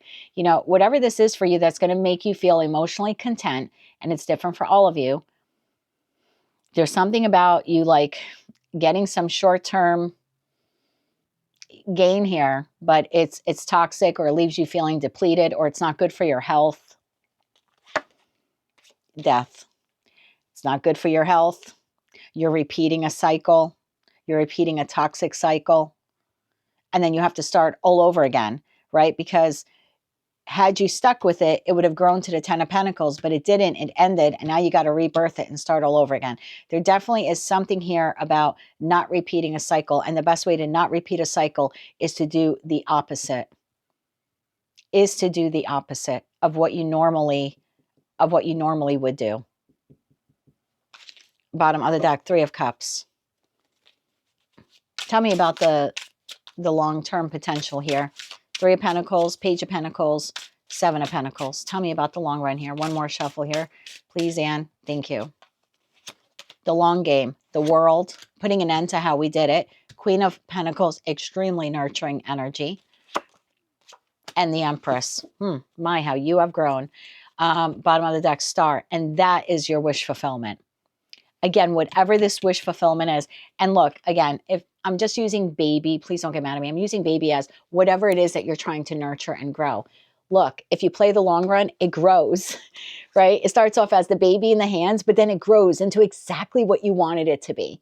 So the company pans out, the business plans out, the business plan pans out, the relationship you want comes to you or grows the way you want it to grow. Because you didn't go for a short-term gain, because you played the long run, because you nurtured it every step of the way. The world card, I mean, I'm going to say she, there's a woman on the card, but the person is surrounded by babies, by children, by what they're growing, this dream, this goal, this relationship. The Queen of Pentacles, very nurturing queen. There you are, whether you're masculine or feminine. And again, the Empress in this deck is holding a child. So it's nurturing it very carefully, very methodically, every step of the way. And look, if this is a relationship that you want, whether you know this person or not, you're going to have to nurture the connection like you nurture a baby. I think that's, I hate to use the baby analogy, but that's what I'm getting here. You wouldn't starve a baby for a day, right? So you're going to have to nurture this relationship the way you would or this business plan or this business idea, again, whatever it is for you, you're going to have to see it every step of the way and nurture it like you would a child. And that's how it will grow into exactly what you wanted it to be or you need it to be, or you envisioned it being. That's how you make your dream come to fruition, when you take it from infancy to full maturity. That is what I have for you, Virgo. Time to go within, decide what it is you want, and then really commit yourself to it and to doing it right. Again, treating it like it's a baby. Look, for some of you, this could be health related. You know, maybe you want to start an exercise regimen because you want to nurture your body, or you want to start eating better because you want to nurture your body. Well, that means you're going to have to nurture your body the way you would nurture a baby, right? You're not going to just shove gummy bears and Twizzlers and tacos. Nothing wrong with tacos. I love tacos and Twizzlers and gummy bears. But that's not the only food that you would give to a baby. That's no way to nurture a baby. So if you're looking to maybe just revamp the way you nurture your body, then it's nurturing your body the way you would nurture a baby. And I don't mean eating baby food. You know what I mean? Ingesting quality foods that would help with your growth. That is what I have for you, my darling. Figure out what it is you want and then create a long-term plan and stick to it and nurture it and love it like you would a child. And at that rate, you get exactly what you want. Does it take you a little longer? Yep. But the results are more sustainable and more permanent and more long-lasting than if you go for the quick fix. You know, it's like, since we're speaking of dietary, again, I'm going to be told that I spoke too much on a Virgo reading. I worked with a woman once, and I have nothing against people who get gastric bypass. I really don't. I understand why some people need to do that. But she did that. She lost the weight instantly, but because she never changed her eating habits or the type of food she consumed, she gained all the weight back like 2 years later. And it was hard for me to see that because she really wanted to lose the weight. I understand health reasons why she wanted to lose the weight. And she went through that procedure, which she had some complications with. So she had to keep kind of like going back. But it was sad to see her go through all of that for the short-term fix of losing all that weight instantaneously. But because she did not implement any kind of exercise program or regimen or change her dietary habits, she gained all that weight back. In fact, she gained even more. So there's something here about not wanting to, and look, I'm not faulting anyone who does anything to lose weight quick, but whatever this is, if you want sustainable results with it, then you need to create a plan that you can sustain, that you can continue to nurture, because the short-term goal is going to end up in heartbreak or failure or something like that for you again. That is what I have for you, my dear, for the week of March 30th, 2025. If you like this message, it resonates with you, or you want to claim all or part of it, or maybe you just found it to be helpful, please be sure to click like, share, and subscribe. And until I read for you again, I'm wishing you light, love, and peace. Hello, my sister, brother sign of Libra. Let's see what your tarot card is for the week of March 30th, 2025. And if I sound a little winded, I am. I'm still recovering, so please forgive me. Five of Swords. What situation in your life is creating some type of power struggle? So you seem to be at odds with an individual this week. It looks like you're both struggling to control either a situation or a particular outcome of a situation. Now, it doesn't mean that you don't share the same vision or goal of the outcome that this person does, but the two of you might be at odds on how to produce that outcome, or how to go about making that outcome happen. And so that's going to cause a power struggle here. Tell me more about this for Libra, Sun, Moon, Rising, as well as Venus. What situation in your life is creating some type of power struggle?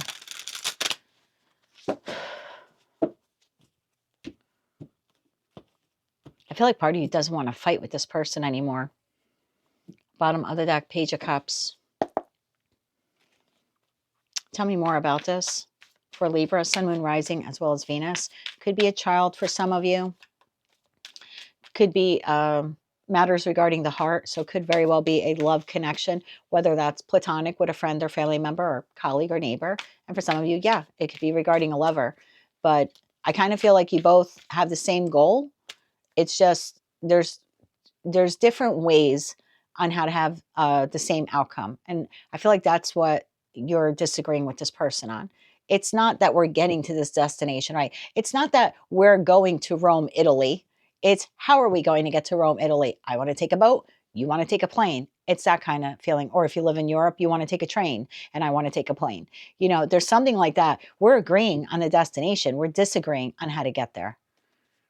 Tell me more about this for Libra, Sun, Moon, Rising, as well as Venus. And therefore, there's a power struggle. One more shuffle here, please, and thank you. This is being clarified by the Six of Pentacles, the Three of Cups. See, we want the same thing. The Two of Pentacles, the Lovers. We want the same thing. How are we going to get there? Could be dealing with the Gemini. You don't necessarily have to be. Bottom of deck, Queen of Cups, Cancer, Scorpio, Pisces. Death card, Scorpio, High Priestess, Pisces, could be Cancer. Some tarot readers see that as Cancer. See, this is what I think that the two of you have in common, the Nine of Cups. This is what we both want. We both identify this Nine of Cups, this destination, this relationship, this goal, this outcome, this return on investment. We both want the same thing. We both want to celebrate this. We both want to give to this. The choice comes, how do we get there?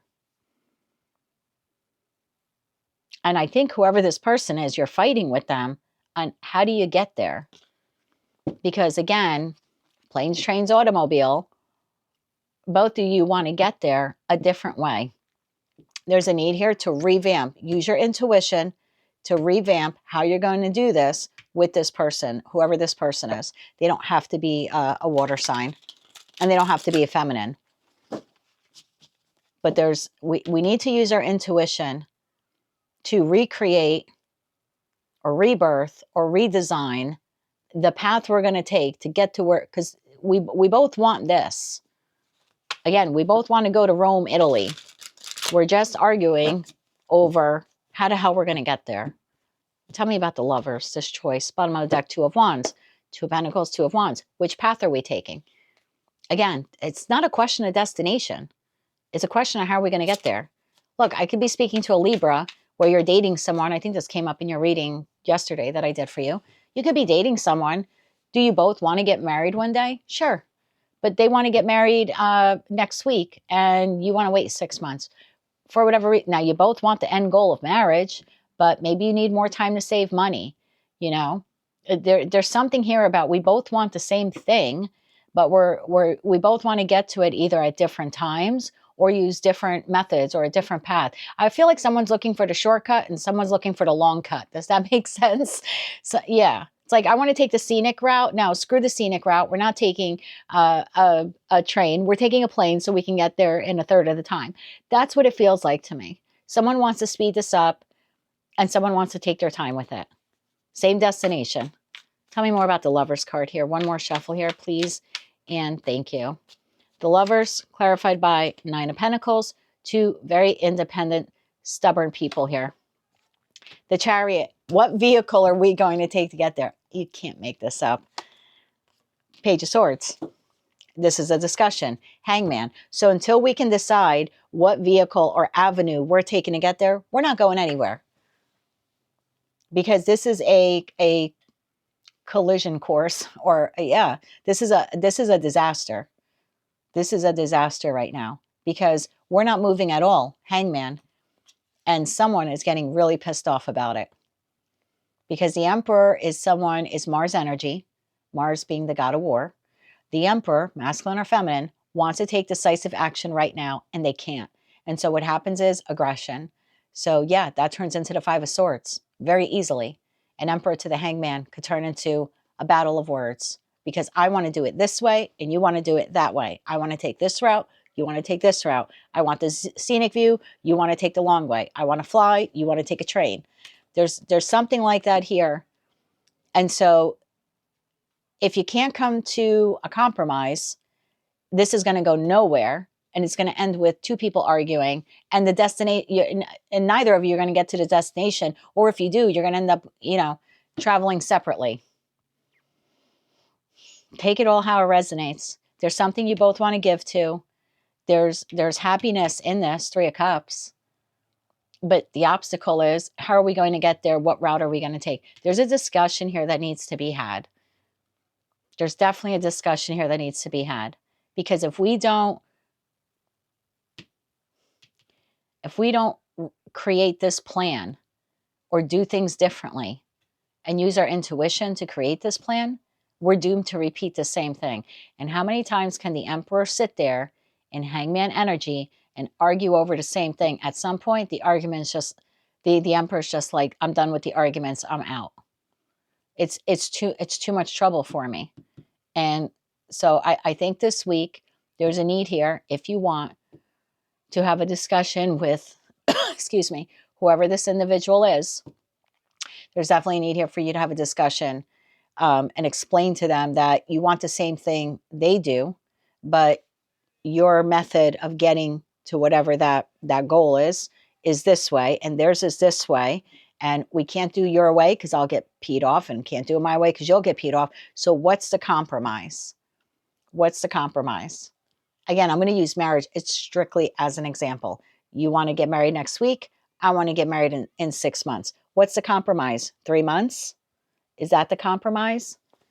You want to buy a house and it's 500,000 US dollars. I want to buy a house that's 250,000 US dollars.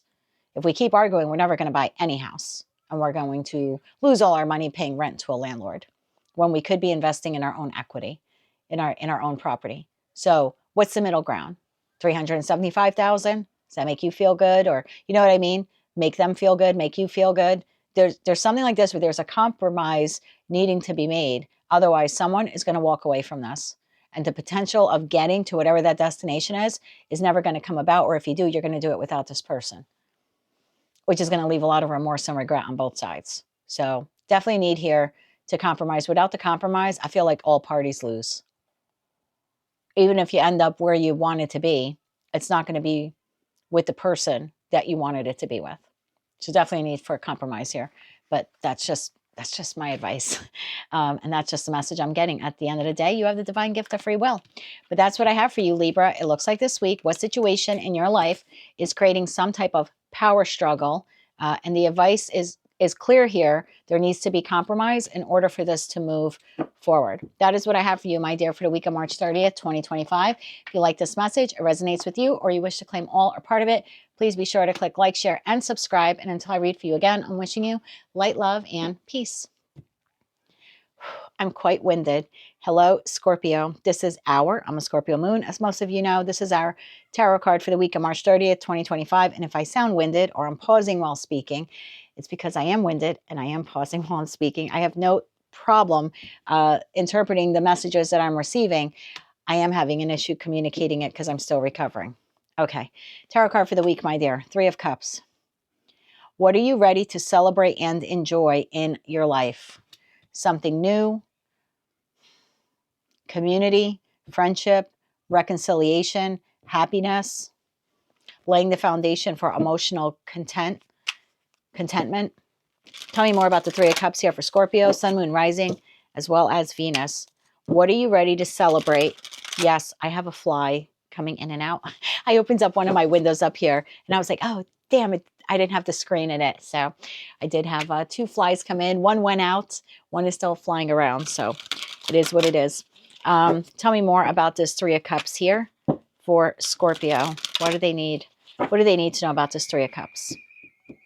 If you hear the screaming, it's the neighbors next door. I have no children locked away in the storage eaves of my attic, I assure you. It's just a really nice day here today.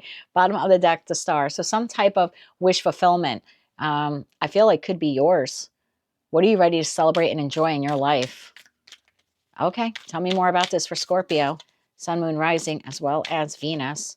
One more shuffle here, please, and thank you. We have the Eight of Swords, whatever it is, you've been really up in your head about it, thinking about it ad nauseum.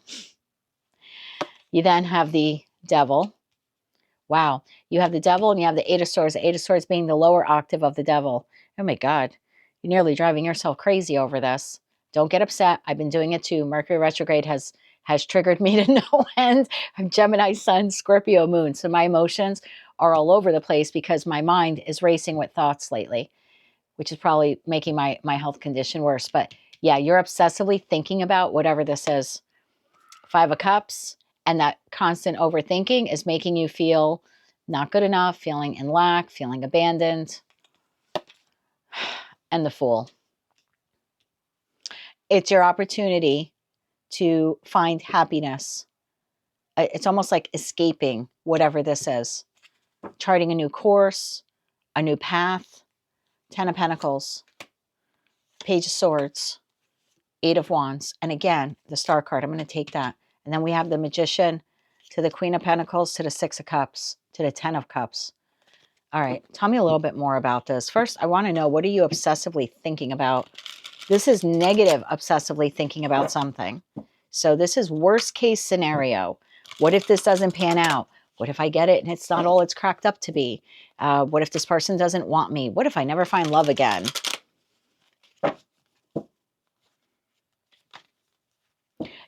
Some of you, you're obsessively thinking about a relationship that has come to an end. It could be a relationship that you want reconciliation with. Take it all how it resonates to you. I know what you're obsessively thinking about is something or someone that makes you very sad. Bottom of the deck, Strength. It's requiring you a lot of strength just to move on, just to cope. There's something here about you needing courage. Seven of Cups. There's something here about you needing courage. Tell me more about this. The Devil to the Eight of Swords. What is Scorpio obsessively thinking about? One more shuffle here, please, and thank you. Because she's blindfolded, because I can't see the next step, or I can't see the next thing. I can't see the next thing. Fool card. I can't see the next thing. Because I can't see the next thing, I'm thinking about all the negatives, what ifs of what can happen about the particular thing, particular situation, environment, or connection. Because I can't see the next step, I'm obsessively thinking that the next step is a bad step. You're sinking yourself into emotional despair. You're kind of putting yourself here. I'm not saying whatever you're going through isn't difficult, but I think you're making it worse by obsessively thinking negative thoughts about it. Like a connection ended, love connection. It's just an example. And this negative thinking of, I'm never going to be good enough for anyone. No one's ever going to love me again because this connection ended, or all the connections before ended. I'm never going to find love again. That's not true. Or I had a bad blowout or a bad disagreement with a friend or with a lover or a family member. And I do want reconciliation and reunion, but I don't think this person ever going to want to talk to me again. Or, okay, maybe he or she will talk to me again, but they're going to friend zone me. I'm never going to get, it's this never, never land. You are stuck in never, never land with whatever this is regarding. It's different for all of you. The one thing you all have in common, the obsessive negative thought of it, is pushing you into, I almost want to say, borderline depression. Seven of Cups, we see that again, this confusion, needing strength. King of Cups, there you are, whether you're masculine or feminine. Bottom of the deck, the World. Worst case scenario. What if I never find love again? What if this person never takes me back? What if this person never wants to talk to me again? What if I never get the job? What if I'm never able to start the business? What if I have a business, but I'm never able to expand it? Again, what it is that you are fretting and worrying about is legitimate to you. I don't want to make you feel like it's insignificant. It's significant enough that it's causing you this emotional and mental upheaval and worry and trouble and sadness. So I'm not trying to discount and say, you know, you're you're being impractical here, or you shouldn't be concerned about it. Of course you should be concerned about it, whatever this is, whether it's something that just happened or something you're ruminating and thinking about because it happened last week, a month ago, or 10 years ago. I'm certainly not trying to decrease the relevancy or importance of it to you. What I'm trying to express to you is that the more negative you're thinking about it, you're kind of manifesting a negative outcome. And in the process, you're making yourself even more depressed. I feel like it's a lesson you got to learn, because the world card, the world card, you know, can signify a lot of different things in tarot, depending what clarifies it. It could be travel. It could be someone who lives at a distance. It could be something coming to an end. It could be completion. It could be a cycle closing out. It could also be a spiritual graduation, meaning you've learned a valuable lesson. The cycle is completed. You don't have to repeat that lesson again. In the Rider-Waite-Smith Tarot deck, the World card has 2 red infinity bows on it. You've completed something. The loop is now closed. You don't have to redo that lesson again. But your lesson here with whatever this is suspended, Hangman. So it's not officially closed, or the lesson, and I feel like it's more like a lesson, has not been learned. The loop is not closed. And so you're doing this over and over and over again, never fully being able to close it out, like to learn the lesson so you can move forward. Your new beginning is halted because you haven't learned the lesson. I hope these messages are making sense. So look, for all I know, you could be a Scorpio in a relationship like I am. I'm a Scorpio moon. And I am continually manifesting a negative outcome with someone who I know is my person. I know he's my person. I've known it for nearly 5 years that he's my person. But because I'm always thinking worst case scenario, and Mercury retrograde and Venus retrograde have, you know, certainly have done a number on me. I'm not blaming the astrology. I'm just saying they didn't help. I have been making myself sadder. It has been affecting my health, my physical health. And I think that's why I'm resonating with this message. There's a need here. Again, I'm not saying to live in fantasy land, but there's a need here that if you want a positive outcome, the star, then you need to stay high vibe or stay optimistic. Again, get out of the never, never land. Maybe learn the lesson. Maybe the lesson here for us is that we are manifesting worst case scenario because we're constantly, I stuttered on that, I'm sorry, Mercury retrograde, because we are constantly thinking worst case scenario. And so we keep getting worst case scenario. It could be something really as simple as that. Clarify this Fool card. So maybe we need to do it differently. What are you ready to celebrate and enjoy in your life? Because whatever it is, you're stopping yourself from getting to it because you keep saying it's never going to happen. So if we learn this lesson, which we can do this week, tell me about this new beginning. One more shuffle here, please, and thank you. Because all it takes is changing our mindset, flipping it like a switch on the wall. The Fool, Ace of Pentacles, the beginning, the opportunity, the Queen of Swords, and the Two of Cups. Look, for most of you, it's love. For most of us, it's love, or it's a new beginning, or it's a partnership. Again, could be business related. Take it all how it resonates to you. But there's something here that the new beginning is clear. It's decisive. It's exactly what we want. It's solid. All we have to do is manifest it that way. Instead of manifesting 5 of Cups, we need to manifest 2 of Cups. Instead of thinking we're never going to get to 2 of Cups, because if we keep saying we're never going to get to 2 of Cups, we're just going to end up in the 5 of Cups, right? If I keep thinking negative thoughts about him or the future of the relationship and where we're headed, we're never going to get anywhere. And in the meantime, I'm going to make myself sick, which this has contributed to my health issues this week. So, and physical health issues nonetheless. So it has manifested, the never, never, negative has actually manifested itself in a negative way within me.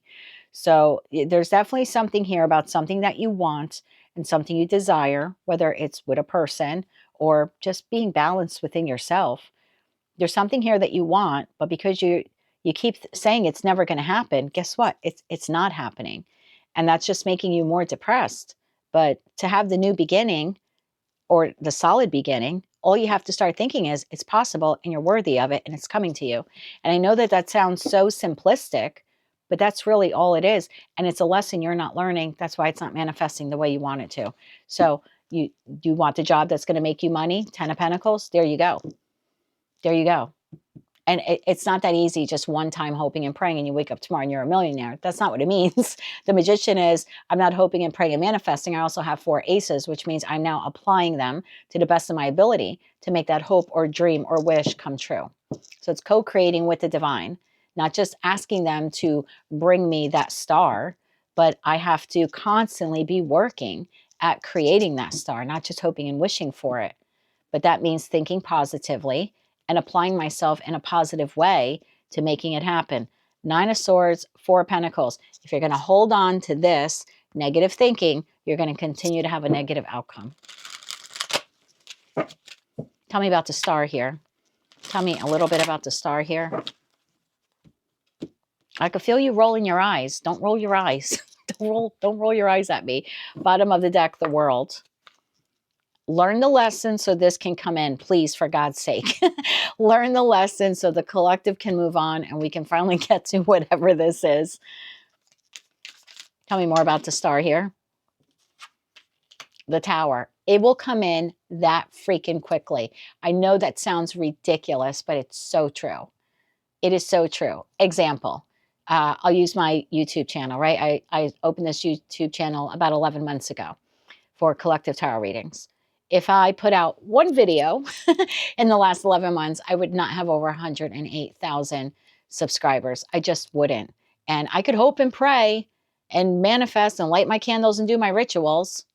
But if I'm not constantly high vibing that this channel can grow, if I'm not constantly applying all of my 4 aces to creating the content and then putting it out there and then marketing it out on Facebook or Instagram or Twitter to get more people or to keep the public interested in it.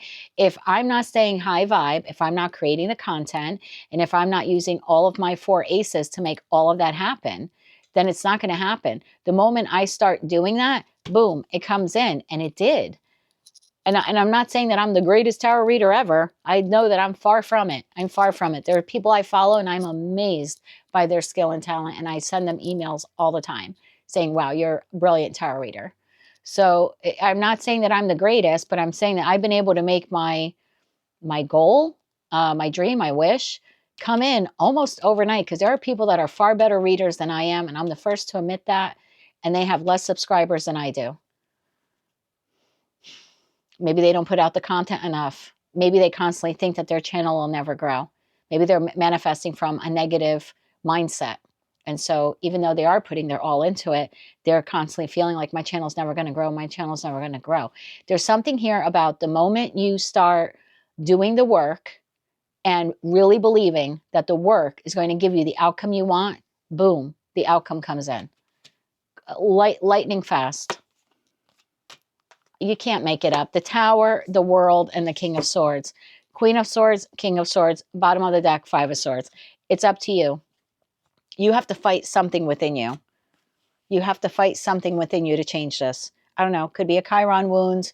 Could be, you're going to have to take a look at your birth chart for some of you. For others of you, this is just negative manifesting or because maybe some of you don't realize you're manifesting even your thoughts. When you're sitting there saying it's never going to happen, never going to find love, no one's going to pay attention to the content I'm creating, a change in perspective. A change in perspective brings it in quicker than you can realize. Look at what you're manifesting and boom, it comes in. 8 of Wands, the Tower. What you want is flanked by the 8 of Wands in the Tower. Quicker than lightning. Set you on a whole new path, a whole new trajectory. And that's all it takes. So what are you ready to celebrate and enjoy in your life? Figure out what that is and apply elbow grease, energy into it using all 4 aces, and continue to believe that it will be yours, whatever it is. Because you could keep putting in the effort, But if you keep believing the effort isn't going to pan out for you, it's not going to pan out for you. There's something here about co-creating with the universe, and that means doing the work, asking them for the help, but then believing, having the courage, strength card, to believe that it will happen. I feel like those are the three key ingredients to this recipe of making your dream a reality, whatever that dream is for you. That is what I have for you, my darlings, for us for the week of March 30th, 2025. Your tarot card for the week is the Three of Cups. What are you ready to celebrate and enjoy in your life? Once you figure out what that is, time to change the negative mindset so it can actually happen for you. That's what I have for you, my dear. If you like this message, it resonates with you, or you wish to claim all or part of it, please be sure to click like, share, and subscribe. And until I read for you again, I'm wishing you light, love, and peace. Hello, Sagittarius. Let's see what your tarot card is for the week of March 30th, 2025. And if I sound a bit winded, I am. I'm still recovering. So please have some patience with me as I roll out this message for you. Your tarot card for the week is the Knight of Wands. What are you passionate and motivated about in your life? All right, Saggy. Tell me more about this message here for Sagittarius, Sun, Moon, Rising, as well as Venus. Why is the Knight of Wands their tarot card for the week?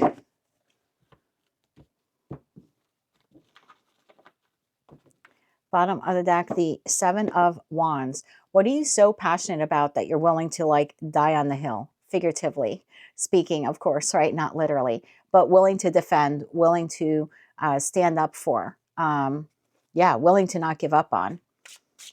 Tell me more about this Knight of Wands here for Sagittarius, Sun, Moon, Rising, as well as Venus. One more shuffle here. Thank you. Knight of Wands, clarified by Eight of Wands. Something that you want to move forward with, something that you want to move forward with that will be exciting for you, that will come in quickly for you, that will yield positive results for you. The Page of Pentacles, again, whatever this opportunity is. The Ten of Cups, which will bring you a full emotional contentment and happiness. And the Strength card, that you will have the courage to defend and fight for and want. Wow. All right, bottom of the deck, Six of Cups. Could be soulmate, soul bond connection. Could also mean something that you've always wanted for yourself since childhood, or some type of long time standing dream that you have had. The Four of Wands, happiness. This could be relocation. Where have you wanted to live? Again, what is this goal for you? And the Three of Wands, and how to get there. We then have the Ten of Swords, the Four of Pentacles, and the Hangman. I feel like this is an end to stagnation, an end to waiting. There's an end here of like maybe holding on to something that wasn't working out for you. So Sag and Sag placements, I feel like here this week, the divine is asking you to figure out exactly what it is that you want, what really sets your soul on fire. If there's something that you can wish for and, kind of snap your finger and it appears, what would that be? And whatever that is, there's a need here to create a long-term goal in order to achieve it. Tell me more about this Page of Pentacles here for Sag. Tell me more about the Page of Pentacles here for Sagittarius. Oh, this card flipped around. Put that back in. We have the Eight of Pentacles. What are you willing to devote pentacle energy into? Time, love, money, commitment, etc.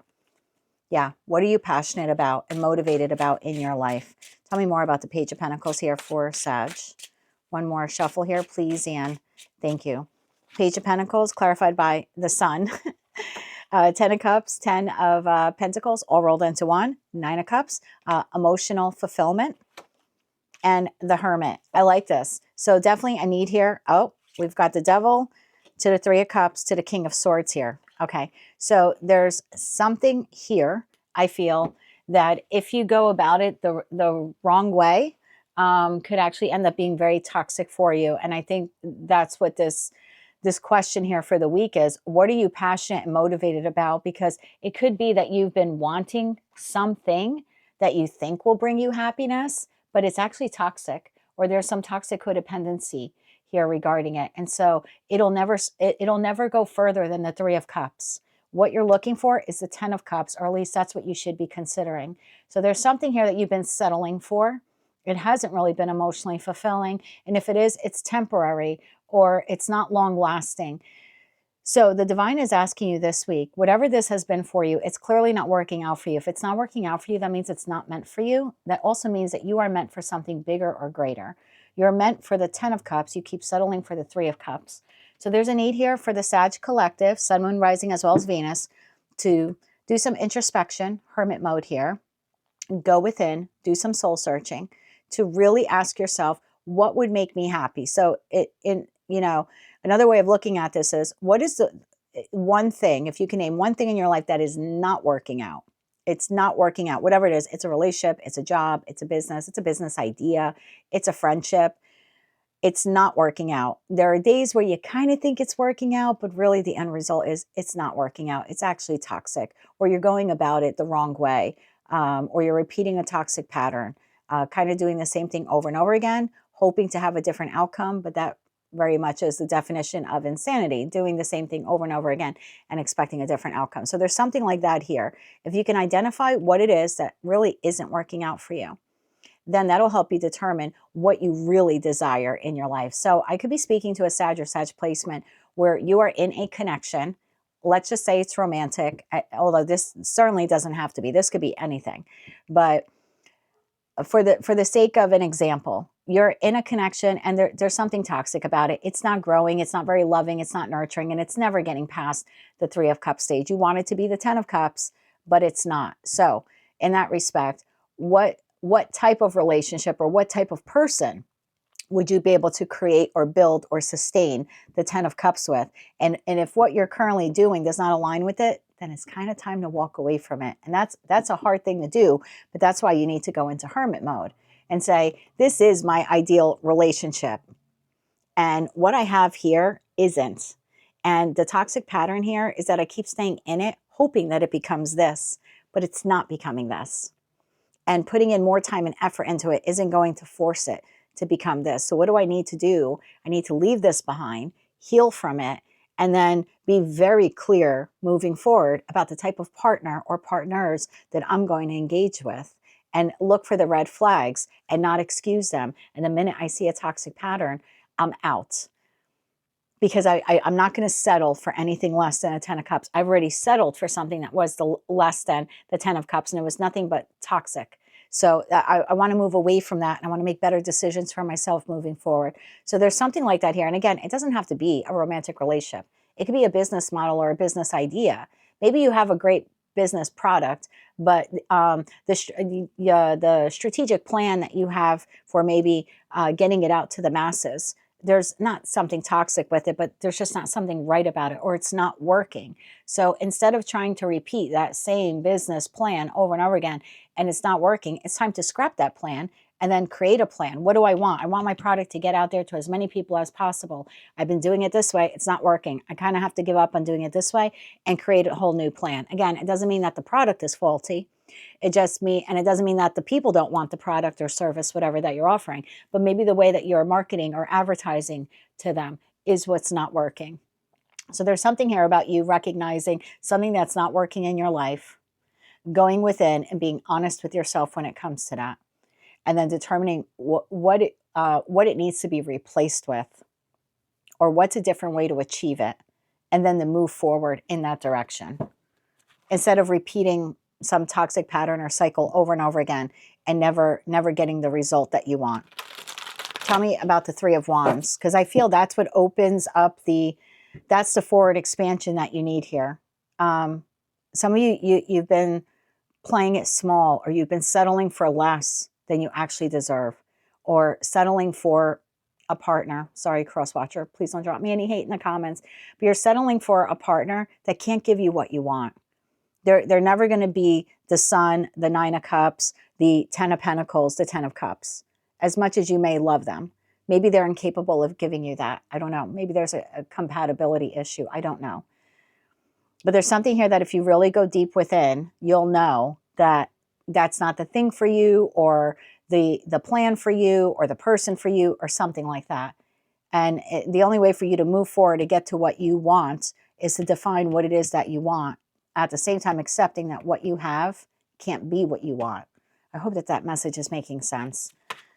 I feel like that's what once you can put this aside, whatever this is, yeah, Once you could put aside, then you could step forward, Page of Wands, and manifest what it is that you want.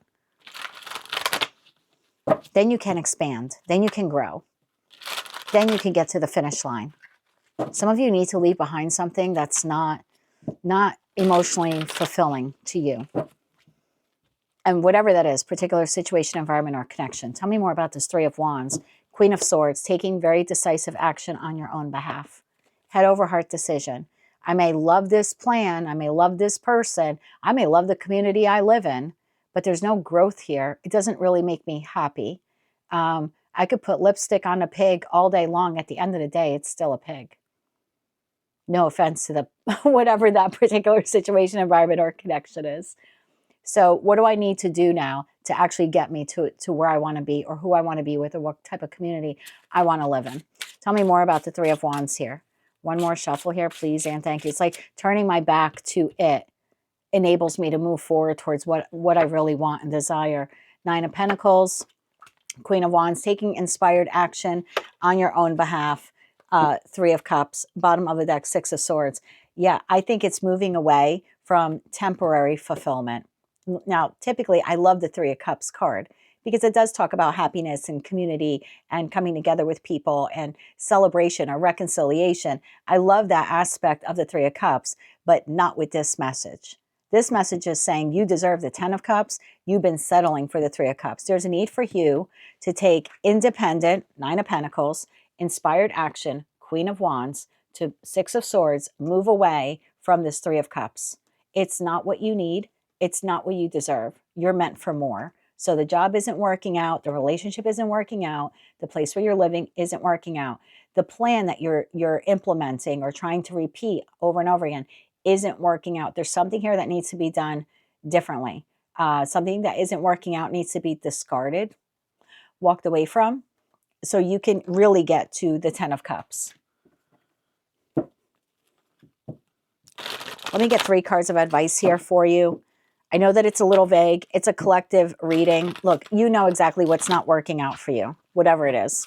You know what's not working out for you. So I don't really have to delve in and figure that part, because you know this message is either going to resonate for you or it's not. And for those of you where it's resonating, you know exactly what's not working for you, and you know that you deserve better.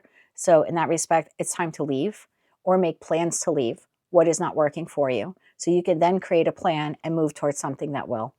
3 cards of advice here for Sag, Sun, Moon, Rising, as well as Venus. Bottom of the deck, Page of Wands. Discover something new, how to move on from this and how to move towards this before you take the jump. So the job isn't working out. It's saying don't quit the job right now. Fool card would be quit the job tomorrow. Page of Wands is don't quit the job tomorrow. You have bills to pay and mouths to feed. Find another job before you take the leap of faith to leave one for the other. That's basically what the advice is. But I'll get 3 cards for you just in case. One more shuffle here, please, and thank you. The Fool, the Knight of Swords, and the Two of Wands. I like that because I was going to say, don't make me look like an idiot. Okay, so before you take the inspired action to take the leap, Knight of Swords to the Fool card, Two of Wands it. Two of Wands is before I officially leave the past in the past, I need to find my new path, my new Ace of Wands, the new path forward, or the new inspired project. Or how do I leave one job for another, right? How do I leave the old Ace of Wands, the old job for the new? So there's definitely something like that. I'm so glad we got that Two of Wands at the end there. But yeah, before rushing in and having this new beginning and starting all over, or leaving your person, or leaving the job, or abruptly putting your house up for sale, or canceling the lease on your apartment, you're going to figure out how you're leaving the partner, or what new job you're moving towards, or you're going to have to secure a new place to live before you leave the current environment. There's something like that here, but there's definitely a message here that where you're at, or who you're with, or what you're doing isn't working. You're meant for more. You're meant for so much more. You're meant for 10 of Cups and 10 of Pentacles. You're playing it too small. You're accepting far less than what you deserve. So start making plans to leave it behind, and then create a plan to move towards what you really want. Because at the end of the day, your life should be moving you in a direction towards the sun. 10 of Cups and 10 of Pentacles. And anything less than that is not what you deserve. That's your message for the week, my love.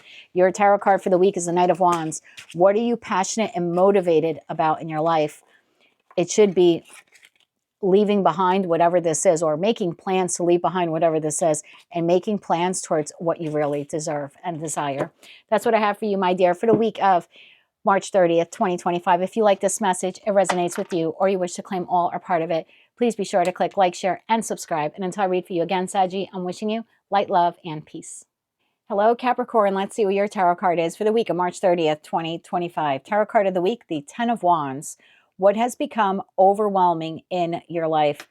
Time for you to release some of these burdens. Kind of exchange the Ten of Wands for the Ace of Wands. Tens are an ending. So something has become too burdensome for you in your professional, personal, or romantic life.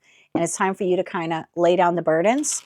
I think we had this in your tarot card for the week reading that I did yesterday, and it came out this morning. I think there was something to the effect of not allowing something that didn't pan out in the past or has become too burdensome, not allowing it to hold you back from future growth or future expansion or future happiness. Tell me more about this for Capricorn, Sun, Moon, Rising, as well as Venus. What do they need to know about this Ten of Wands card for the week? Bottom of the deck, the Empress, knowing your worth. I think that came out in your message that I did yesterday. Yeah, knowing your worth, knowing that you deserve more than a particular situation, environment, or connection that has become way too overwhelming for you. Knowing that you deserve better. Tell me more about this for Capricorn, Sun, Moon, Rising, as well as Venus. One more shuffle. Thank you. Ten of Wands, clarified by the Eight of Pentacles, the Page of Pentacles, the Ace of Cups, and the Knight of Swords. Love it. Bottom of the deck, Ten of Pentacles, Two of Wands, Wheel of Fortune. That leaves the Seven of Cups here at the bottom of the deck, my dear. Capricorn, there's something here about you being emotionally overwhelmed, Seven of Cups, to the Five of Wands, emotionally overwhelmed about something that has been causing you distress or conflict. I feel like whatever this is, look at that. We have Justice to the Seven of Swords. Yeah, whatever this is for you, particular situation, environment, or connection, it has not been balanced. It has not been fair. It has not been right, whether that means it's not morally right or it's not financially balanced. Whatever it is for you, emotionally fair, there's something here that you've been pouring or putting a lot of pentacle energy into, almost like burning the midnight oil. Eight of Pentacles, right? I'm invested, and excuse me for being a bit winded in doing your reading today. I'm still recovering from an illness, so this is the first or the second recording I've been able to do in 5 days. So if I'm a bit winded, please be patient and forgive me. But there's something here that you've been really putting your heart and soul into. This is like I'm dedicating myself to this 8 days a week, even though there's only 7 days in this week, right? But that kind of shows your tenacity and your fortitude and your perseverance and your courage and your belief in whatever this is, because you've been pouring a lot of pentacle energy, trying to turn this Page of Pentacles, this opportunity, into the Ten of Pentacles, whatever that is for you, whether that's a job, a relationship, a family situation, a friendship. I just feel like you have poured a lot of yourself into it and it's not growing. And because it's not growing, is no fault of your own. Now, I'm not saying every Capricorn is perfect. I'm just saying in regards to whatever particular situation, environment, or connection this is, you're the one giving 8 pentacles to it. And whatever this counterpart is, they're putting in 1. So it's like you get to the 9, but you never get to the 10. And it's also unfair and imbalanced that you are putting in 8 and whatever entity this is, they're only putting in 1. So I feel like whatever this is, your goal with it has been, let's get to the 10 of Pentacles. Let's get to this successful outcome that benefits you and benefits me. But again, whatever this counterpart is, it's been taking advantage of you. You've been expected to put more into it. So just an example, you're putting so much into work. You love what you do. You're passionate about it. You go to work early. You really dedicate all of your time during the workday to it. You maybe pull some overtime.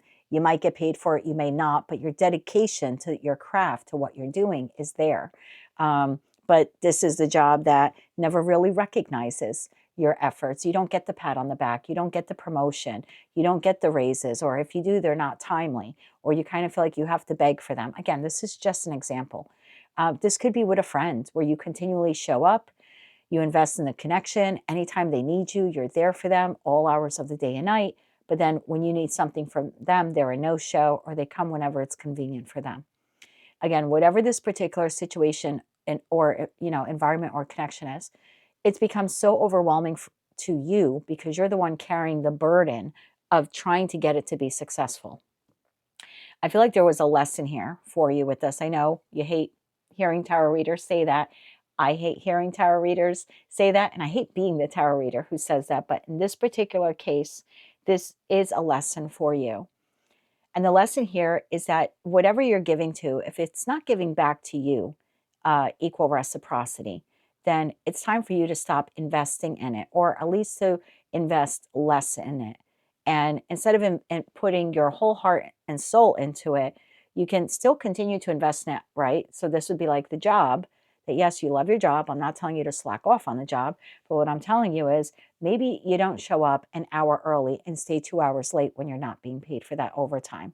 Do you know what I mean? You're still dedicating all the time that you're being paid to be there to the job, but instead of giving them an extra 3 hours a day that you're not even recognized or thanked for, spend that 3 hours a day instead pouring into yourself. Ace of Cups. That's basically the lesson here. There's something here about equal reciprocity. Now, I learned a long time ago that, especially when it comes to connections, they can't, I know everyone always says it has to be 50-50.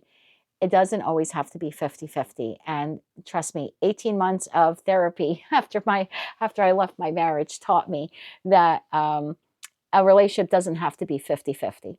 We always have to be at 100. Some days I'll give 80 and you'll give 20. Some days you'll give 70 and I'll give 30. And as long as there's this equal give and take, that when I can't produce as much, you show up and, I kind of pull the weight of what I can't do that day. And then I'll reciprocate on the days that you can't give enough. As long as we're always maintaining 100 and it's this even flow, then all is good. But if you're stuck constantly doing the 80 and this other entity is doing the 20, that's where the injustice comes from. That's where we get to a point where the other entity, whoever this person is taking full advantage of you. And that's why the Seven of Swords is there as the underlining energy. So there's something here that you've been really over-investing into. It has not been over-investing in you. It's time for you to take decisive action, Knight of Swords. And again, I'm not telling you to totally abandon whatever this is, but there's a need here for you to allocate some of these pentacle resources, time, love, money, energy, commitment, loyalty to you. Again, I'm not telling you to abandon whomever, whatever this is, but there's a need here that this has become so overwhelming that it's leaving you depleted, and then you have nothing to pour into your own cup, and you can't pour into others if your cup is empty. You just can't pour from an empty cup. So there's something here about you taking the inspired action to do things a little bit differently moving forward. The Wheel of Fortune. Again, we're going to continue with this cycle, but we're going to do this cycle a little differently. Now you're at a crossroads. You can continue doing things the way you have been, but the definition of insanity is doing the same thing over and over again and expecting a different outcome. So you can do things a little different. Again, you don't have to abandon whomever, whatever this is. I mean, you can if you want to. If you feel they're completely unhealthy, they're a narcissist, it's toxic, it's abusive, of course, abandon it, right? I certainly am not suggesting that you continue to give to something that is critically abusing you in that fashion. But again, if this is just a friend, look, you like the friend, you get along with them. Again, it's just an example. You like them, you get along with them. But the problem is, every time they need you, you're there, even if it's 1, 2 in the morning. But when you need them, they don't show up for a week or two. But you like the person. You have compassion for the person. You have history with the person. There are nostalgic memories with the person. Again, I'm not telling you to cut off this friend, but maybe don't be there for them 24/7, unless it's an emergency. There's something here about you're investing too much into that friendship, not enough into yourself. That person's not pouring into you either, and therefore your cup is depleted. So there's definitely a need here that when you pour into yourself, the lesson here is your cup will overflow, and then you will have enough to give to whomever or whatever this is. And for some of you, whatever this entity is, they're blatantly and clearly taking advantage of you. And you need to see that as well. So you're definitely at a crossroads with whatever, whomever this is. Again, you could repeat this cycle, doing the same thing you've always done, or you can learn from it. And whether you choose to totally walk away is up to you. But if you decide to stay, there's a need here for you to do it a little bit differently. There are some different options and choices you have here where you can maintain this, but don't allow it to leave you in the Five of Cups depleted. Give to it, but also give to yourself in equal measure. Tell me a little bit more about this particular individual situation, environment. Again, it's going to be different for all of you. And I know it's a collective general reading, but I really dislike leaving the message so vague for you. So if I can pinpoint it for some of you, I'll try to do that now. Tell me more about the Page of Pentacles. What is this that Capricorn keeps giving to, but it's not very reciprocal in return? Bottom of the deck, King of Swords could be a Gemini, Libra, Aquarius. A King of Swords could be a higher up in your place of employment, a boss, a manager, someone you look up to. Someone, if this is a love partner, this could be someone who's a bit cold. King of Swords, they don't really wear their heart on their sleeve. So for some of you, you're bending over backwards to please this person who's very, not very emotionally expressive towards you. Again, not telling you to leave this person, but there's a way here for you to then, if you want to keep the connection, and keep the connection, but do it in a way where you're pouring into yourself, because it's obvious this person isn't, or they're not pouring into you as much as they should. So yeah, this could resonate. This King of Swords here can be anyone or anything in your life. Tell me more about this Page of Pentacles. Who or what is this particular situation, environment, or connection? One more shuffle. Thank you.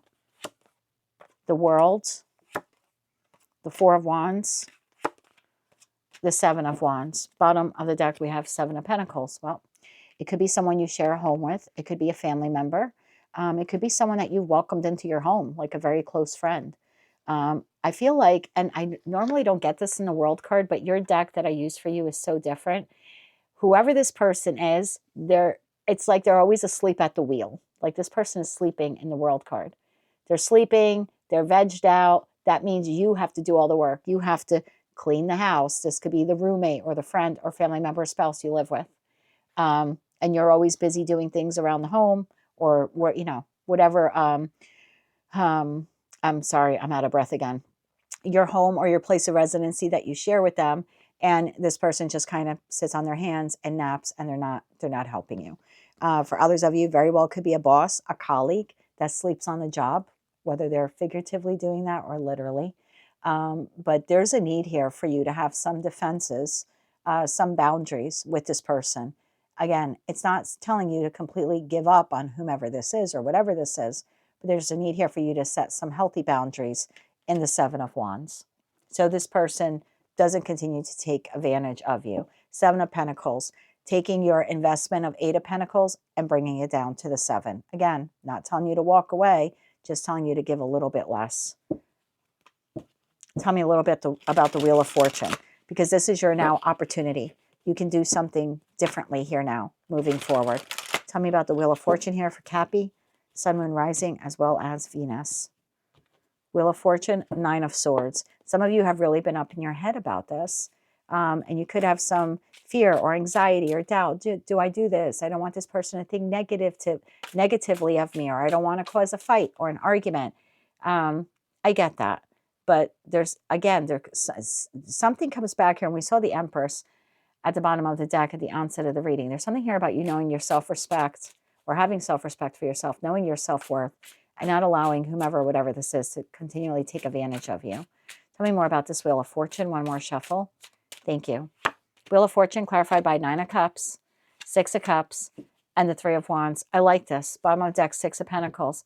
Equal give and take between whatever this is and you. Filling your own cups, Nine of Cups. You're still giving to this, whoever this is, this soulmate, soul bond connection. But doing things differently. We're going to move forward. And again, you have the divine gift of free will. You don't have to do this. But the advice here is that moving forward, I'm going to fill my cup, Nine of Cups, before I fill their cup, the Six of Cups. And when I do fill their cup, I'm going to do it in equal measure. I'm going to do it in equal measure. I'm not going to give them more. of my pentacle energy. Remember, we started at the 8, then we saw the 7, now we have the 6. So it's just continually pulling back your energy so you can pour more into yourself. That is what I have for you, Capricorn. Your tarot card for the week is the 10 of Wands. What has become overwhelming in your life, whatever that is, the advice here is that you don't necessarily have to give up on it, but you do have to pull back from it in order to reserve your pentacle energy for yourself. That is what I have for you, my dear, for the week of March 30th, 2025. If you like this message, it resonates with you, or you wish to claim it, claim part of it, or maybe just found it to be helpful or hopeful, please be sure to click like, share, and subscribe. And until I read for you again, I'm wishing you light, love, and peace. Hello, Aquarius. Let's see what your tarot card is for the week of March 30th, 2025. The King of Cups. What situation in your life requires balanced emotions and careful observation? And if I'm a bit winded during your reading, which clearly I am, I ask for your forgiveness ahead of time. I've been sick and I'm just trying to recover. But I certainly didn't want to not do the reading, so please bear with me. King of Cups, what situation in your life requires balanced emotions and careful observation? Obviously, it's regarding a connection. Now, for some of you, it's platonic. Could be with a colleague, a neighbor, boss, friend, coworker. For others of you, this is romantic in nature. So would be a love partner, whether you currently have someone in your life or not. There's definitely a connection here in your life that's requiring you to be more emotionally balanced when it comes to it. Bottom of the deck, judgment. So you can make the right judgment call. An individual who is the King of Cups is someone who's emotionally balanced, and therefore it is the second slowest king in the deck, with the King of Pentacles being the slowest. So it's being emotionally balanced and also moving slow enough, or at a pace that is slow enough, that allow you to carefully consider and examine whomever or whatever this person is. So you can make the judgment call, listening to your inner calling, your inner voice, your intuition, about whether or not you want to continue engaging with this individual, re-engaging with them if it's a person from the past, or, like I said, engaging whether it's a current person or a new person entering your life. There's something about here like rushing in, like head first, like a fool's rush in kind of thing, is actually not a good thing at this time. So yeah, definitely need here to be emotionally balanced so you can make the best decision for yourself. Tell me more about this for Aquarius, Sun, Moon, Rising, as well as Venus. One more shuffle here. Thank you. We have the Sun. I love this. Happiest card in the deck, best card in the deck.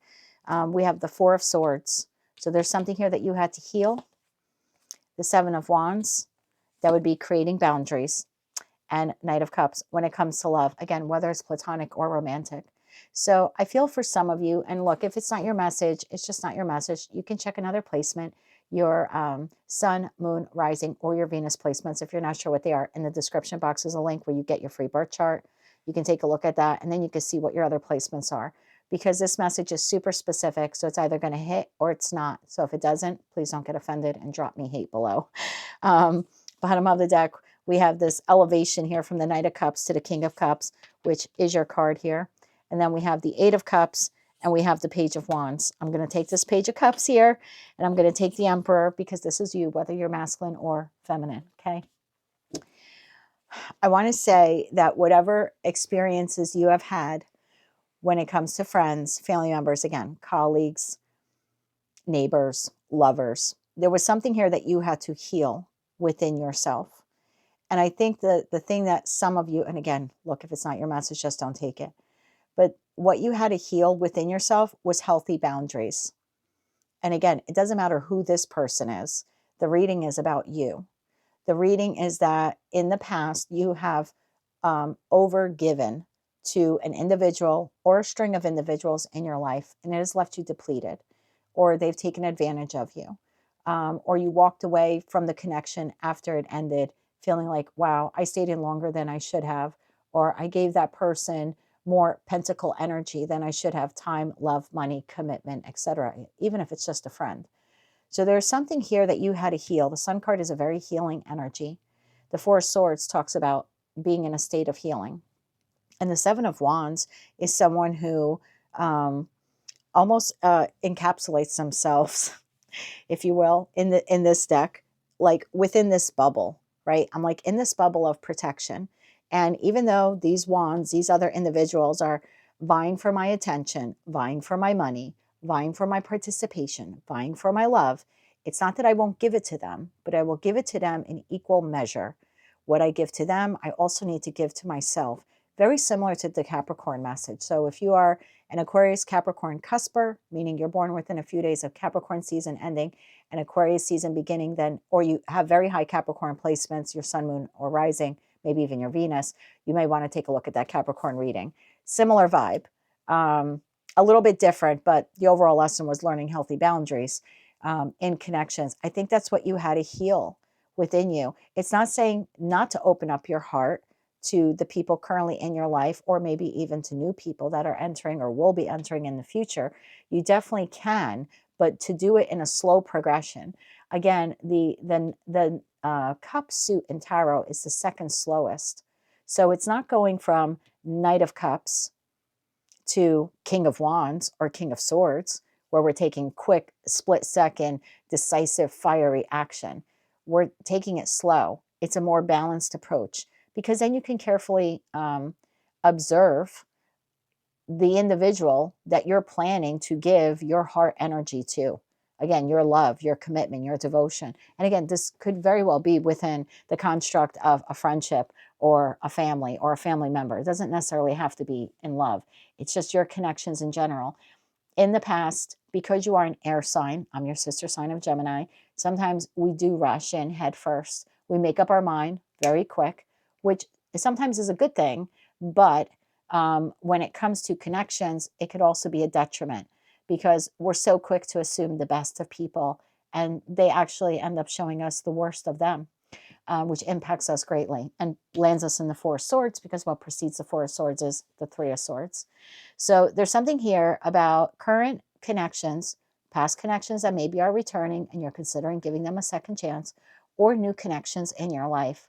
Taking it slow so you can determine, and this is what I love, when I receive that offer, that Page of Cups from that friend, family member, lover,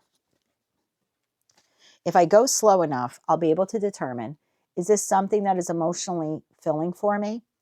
Is it reciprocal in nature? Does it make me feel good? If it makes me feel good, I will continue to move towards it, Page of Wands. If it doesn't, I'm going to take decisive action to move away from it, Eight of Cups. So there's something here that I'm not going to go in head first, King of Cups, into every connection, because then I end up disappointed. But if I can slow it down and go at the Knight of Cups and take my time before I get to King level, that's like the secret sauce here. That's kind of what I'm feeling here. So as the Emperor, you could be an Empress. I don't read body parts. This is you taking decisive action on how you will contribute or open your heart space to another individual, regardless of who they are. Tell me more about this for Aquarius. I feel like this is something you had to heal. Maybe you didn't have good boundaries with people in the past and they took advantage of you. I want to know more about this, the Knight of Cups here.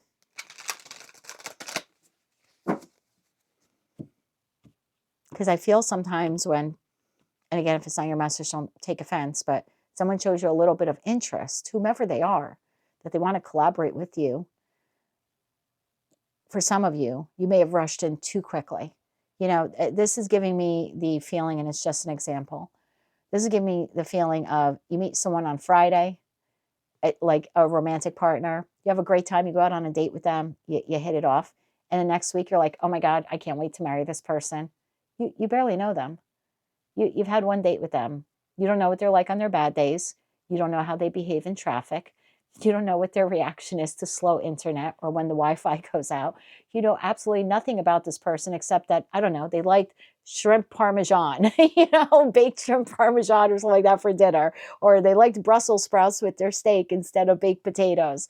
That's all you know them, is the extent of the interaction you had with them at the date. And then the following week, you're like, I'm falling head over heels. I can't wait to marry this person. It's just an example. I'm not saying that's what you do.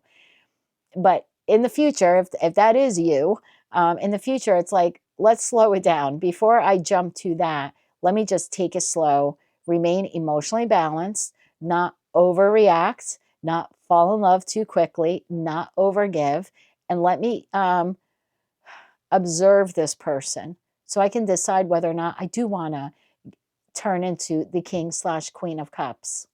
Bottom of the deck, the Hierophant. I think for some of you, this was a lesson. I know people hate hearing tarot readers say that, but I was feeling that at the onset of the reading. There was something here you had to heal within you, and that is the use, it's actually the creation of healthy boundaries and then the use of them moving forward. Because you can create boundaries, but if you don't stick to them and hold firm to them and maintain them, people are going to walk all over you. So it was not only the creation of healthy boundaries, but the maintaining of them. Creating boundaries that are sustainable. Tell me more about this Knight of Cups here. A little bit more here for Aquarius. One more shuffle. Thank you. We have the Six of Pentacles. I'm just going to stop your reading. The equal give and take. King of Swords. Not rushing head first. Page of Pentacles. I'm sorry, Page of Swords. Taking it slow. The Page of Swords is a page of inquiry. So, look at that. Devil to the Six of Wands. Oh my God. Because if you rush in too fast, because I'm going to be victorious with this, it actually is toxic. There's a need here to pull it back and go a little slower. Again, I don't know what this is. Maybe for some of you, this is reunion. It could very well be reconciliation. But if that's the case, and there was something within the dynamic of this partnership that needs to change, then instead of rushing head first, there's a need to take it slow and make sure you're showing up with your changes. Again, whatever it was you had to change.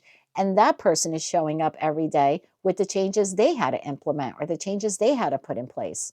Because again, I feel like if this is like a fool's rush in, then it ends up being disastrous and it ends up being toxic. Four of Cups. And then there's that feeling of rejection. This isn't really what I thought it was. This relationship, I thought this person was different. How can you think they were different? You never took the time to get to know them so you can make a decisive decision about them. So that's definitely the message here for Aquarius. What situation or connection in your life requires you to be balanced and requires you to carefully observe whomever this other individual is? Like I said, this message is either going to hit with you or it's not. Tell me more about this person. Because for some of you, it obviously is a person. And it could be a person you walked away from at some point as well, or you disconnected from them. So if it is a person, tell me about this person. Or why does Aquarius need to be careful even with this person? Bottom of the deck, Strength. Strength is all about having the courage to not rush in head first. Within strength, within courage, we have patience. So there's something here about you holding back, again, and being reserved when it comes to this person. Tell me more about this person. We have the Four of Wands. For some of you, yes, it could be a friend. It could be a friend group. It could be an individual or set of individuals you invited into your home. For others of you, it could be a spouse. It could be someone you lived with. This could be a roommate. Or this could be someone that you wanted the Four of Wands, the victory, the happily ever after with. Take it how it resonates. But at some point, this person, if it's, and I'm only clarifying this if it's a past person, because we saw the Judgment card at the beginning of your reading. So there's something here about whoever this individual was, at some point they brought you happiness, and there was the expectation that we can get to the Four of Wands.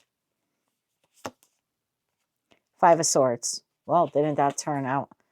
Hierophant. That was the lesson. Oh, bottom of the deck. Empress. Emperor to the Empress. The lesson here was going slow, because if you rush, whoever this person was, I'm asking who this person was. This was someone that you thought, again, I'm welcoming them into my home. I want to buy a home with them. I want to share my living space with them. I want to welcome them into my home because they're friends, or I want the happily ever after with them. But you rushed in too quickly and it turned into the Five of Swords, which was arguments, a feeling of betrayal. some cutting words between you and this person. Again, the spiritual lesson here, the Hierophant card shows itself again. The spiritual lesson here was fools rush in. Please don't do that again. If you're going to rebirth this connection in Empress energy, whether you're masculine or feminine, there's a need here for you to rebirth it a different way. You need to have healthy boundaries. Hey, maybe this person needs to have healthy boundaries also. A good relationship respects the boundaries of the other. My grandfather used to say fences make for good neighbors. I believe good boundaries make for good relationships, whether they're platonic or romantic. And as an Aquarius rising, this is actually a lesson to some degree that I've had to learn, and my person has had to learn over the last, 4.5 years or whatever that we've been together. And sometimes we forget that lesson. We have to, repeat it and learn it all over again. But there absolutely isn't anything wrong with having healthy boundaries with whomever this is. Again, friends, family members, lovers, colleagues, you name it.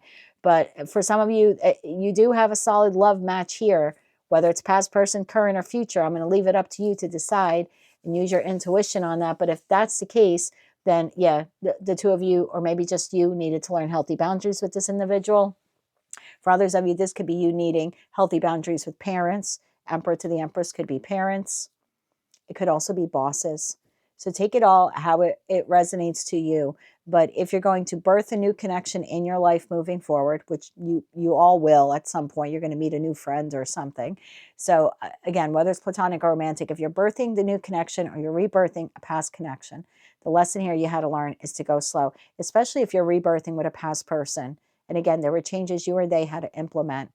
Then there's a need here to go slow to make sure both of you are implementing those changes, and not that it was just words, broken, and it ends up being a broken promise that they don't fulfill. So take it easy with whomever or whatever this is, not just this week, but moving forward. That is what I have for you, Aquarius. Your tarot card for the week is the King of Cups. What situation in your life requires balanced emotions and careful observation so you don't move into it too quickly? That's what I have for you for the week of March 30th, 2025. Thank you for keeping up with my labor breathing here. I do appreciate it. If you like this message, it resonates with you, or you wish to claim all or part of it, or maybe just found it to be helpful or even hopeful, please be sure to click like, share, and subscribe. And until I read for you again, I am wishing you light, love, and peace. Hello, Pisces. Let's see what your tarot card is for the week of March 30th, 2025. And remember, Pisces, I don't know if you saw the beginning of the reading, but I have been ill. I'm trying to recover. So if I'm a little winded or out of breath during your reading, please forgive me. Tarot card for the week, my dear. 4 of Pentacles. What situation in your life are you still holding on to? Pisces, Pisces, Pisces. This is definitely for the... I always say my collective here on the channel is split. But I'm going to read this for both of you. Those of you that have moved on from a toxic or chaotic or unhealthy situation, environment, or connection, even though you're no longer holding on to that situation, environment, or connection, you could be holding on to the pain or the resentment or the bitterness that was created within you. And it's understandable to a point because, we all heal in our own timing. And I get that. But if you're holding on to it too long, it becomes toxic to you and to your system. So I'm going to read it that way for category A, or group A of you that you have walked away, but maybe you're still holding on to some resentment or anger. And then I have category 2.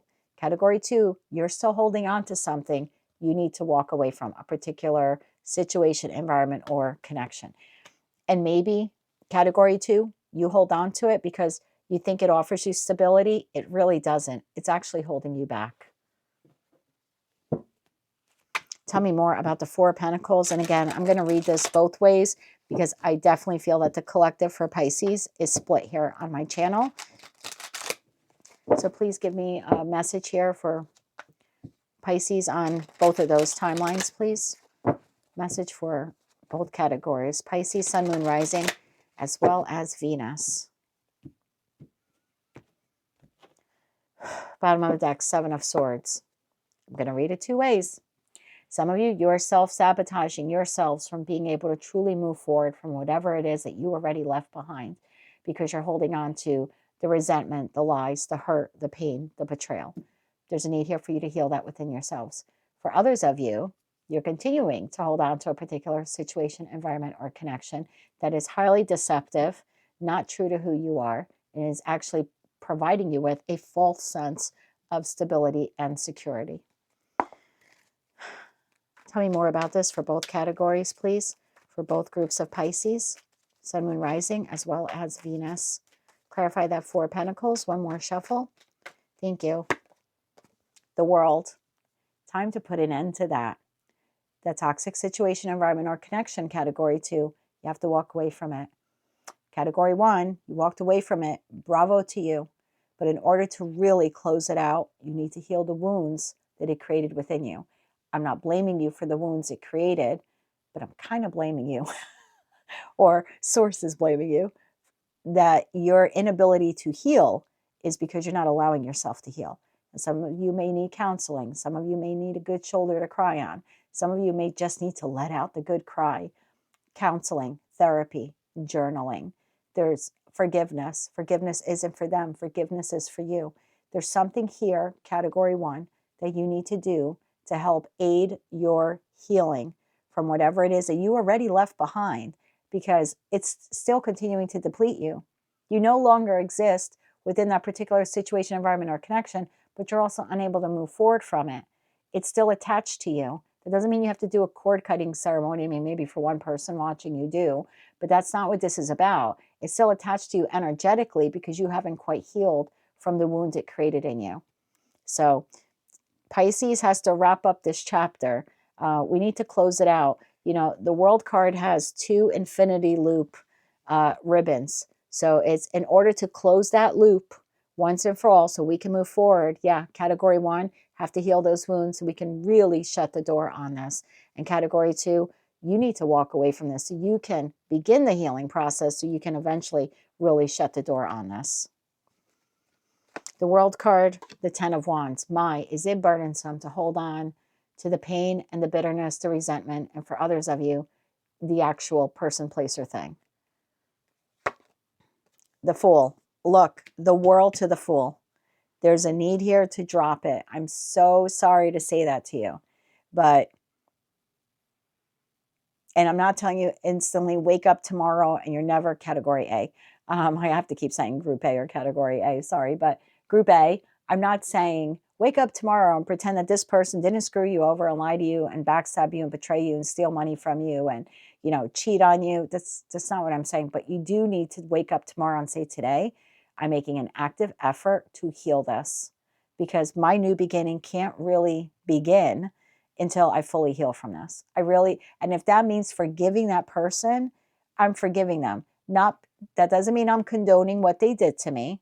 That doesn't mean that I'm willing to take them back into my life, welcome them back into my life, but I need to forgive them so I can let go of the pain. I can't drag the pain, the burdensome pain, into my new beginning. It just doesn't work. And I think that's your message. And for others of you, you're holding on to a particular situation, environment, or connection, literally holding on for dear life to the back of the bumper while whomever or whatever this is trying to drive away. It's incredibly burdensome for you. There's a need here for you to close out this cycle and leave behind whomever or whatever this is. Page of Wands. And discover a way how to do that, a healthy way how to heal, a healthy way how to move on from whomever or whatever this is. Bottom of the deck, Ace of Wands. So your passionate new beginning in your new life comes in quickly. But at the end of the day, it's a choice you're making, Lover's card, about how you want to move forward, Wheel of Fortune. So there's something happening this week. It's sort of divinely fated. It's definitely destined to occur. Something else is happening here. I kind of feel like it's almost like a tower moment. This sort of came up in your reading that I did yesterday for you that came out this morning. There's something like that here about a tower moment. You're going to have to make a choice.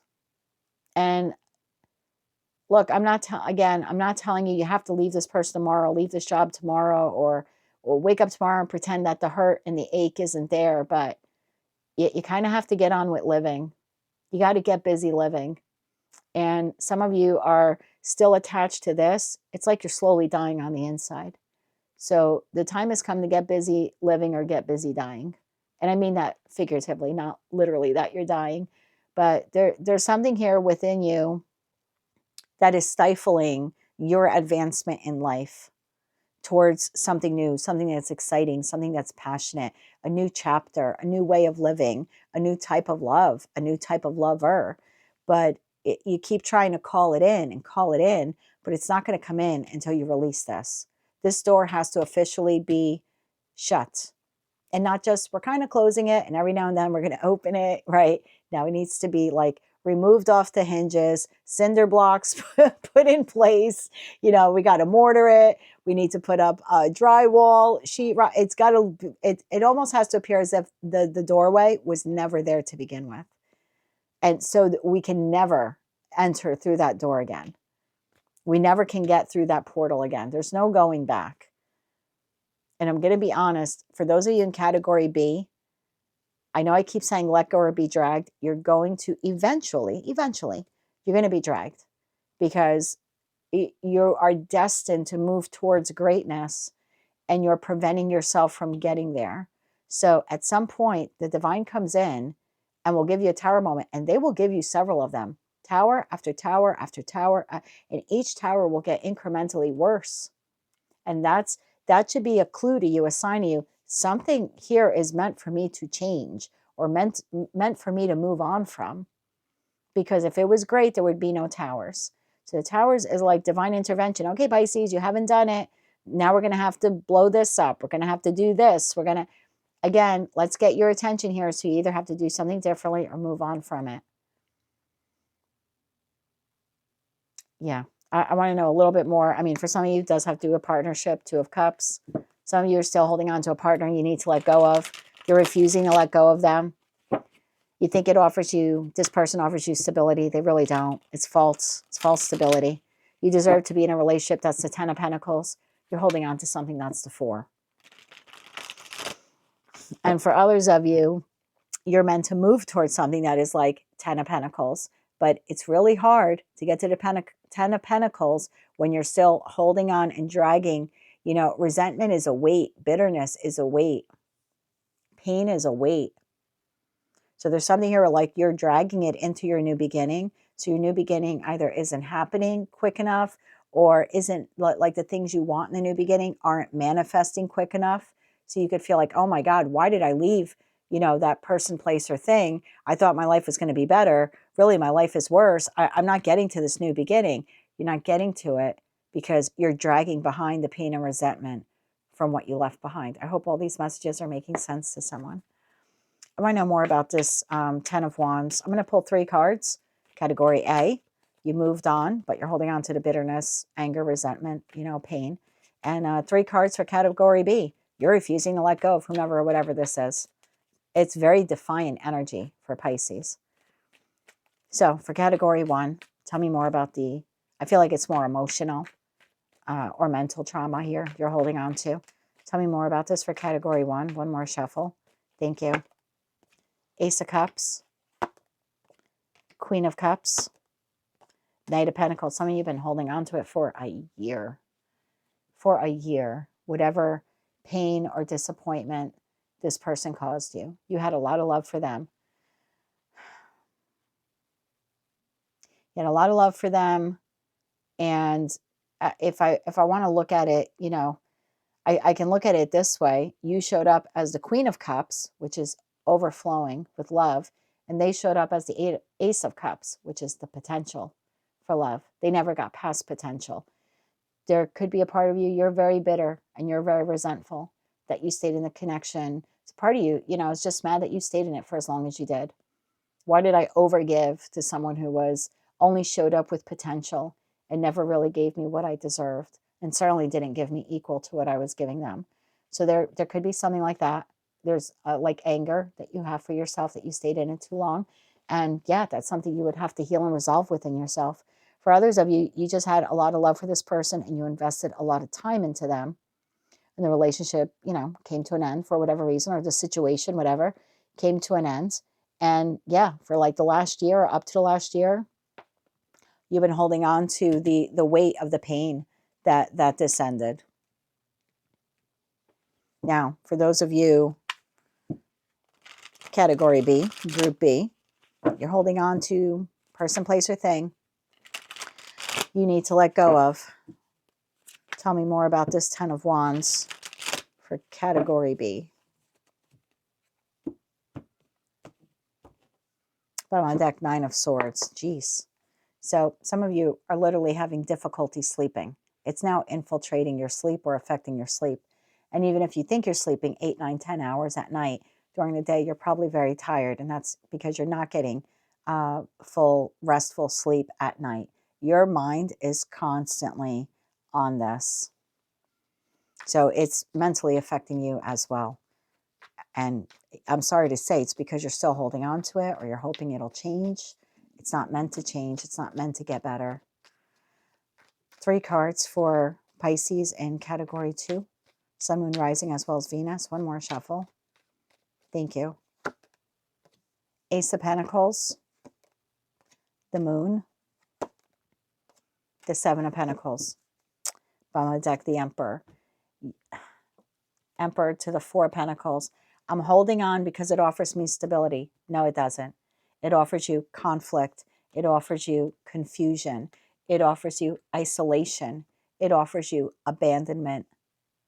It does not offer you stability. None of that equals stability. It's false stability. It's a false job. It's a false emperor. It's a false individual in your life. There's no stability there. Ace of Pentacles, the Moon, and the 7 of Pentacles. Part of it is because you invested or have invested a lot of time into whatever this is. And it's like, I don't want to give up now. I put too much into it. But similar to those who went away, those who left it behind, Ace of Cups, you have the Ace of Pentacles. You are wasting time.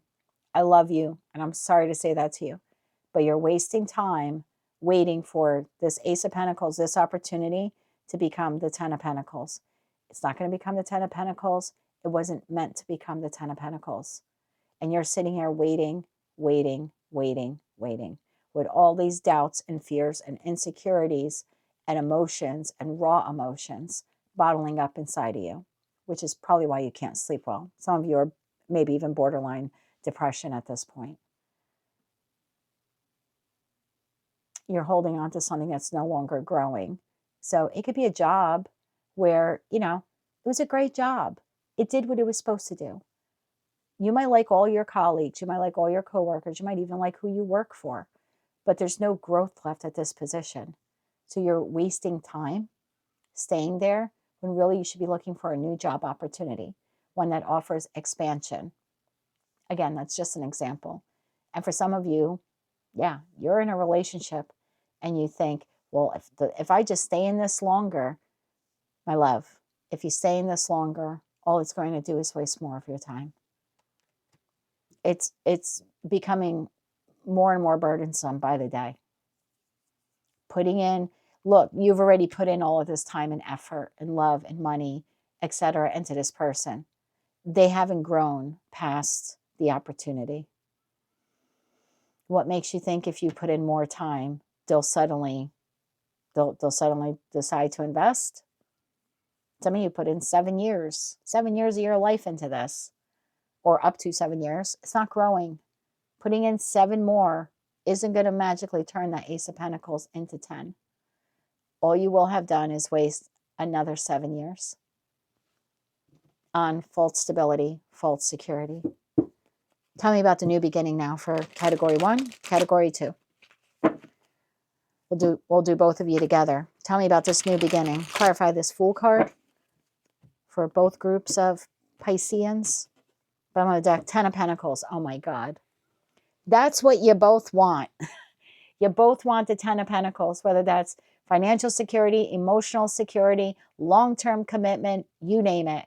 That's what you both want. You both are holding on to aces, hoping it turns into this. It's not going to turn into this. It's not meant to turn into this. The new beginning offers you this. Not just the opportunity of this. It's almost guaranteeing you this. You don't have to take my word for it. You know that already.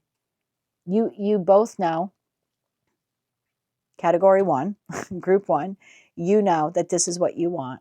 And if you're honest with yourself, you know the block to this is holding on to the pain of the past. Time to reconcile that and heal that. And group 2, you know that you deserve better. And you know better is out there for you. I don't know why you're staying in this. False sense of security, low self-esteem, self-worth issues, pride, ego, vanity. I don't know why you're staying in it. But it is robbing you, or robbing you of the opportunity to get to this, or just delaying your ability to acquire this for yourself. Tell me more about the new beginning here for both. New beginning for both. One more shuffle here. Thank you. New beginning. Knight of Swords, 6 of Swords, 3 of Pentacles. Bottom of the deck. 9 of Wands, 5 of Cups, the Magician. Get the hell out of Dodge. Your new beginning. Taking inspired action to move on from the pain, the hurt, the trauma, or the person, place, or thing.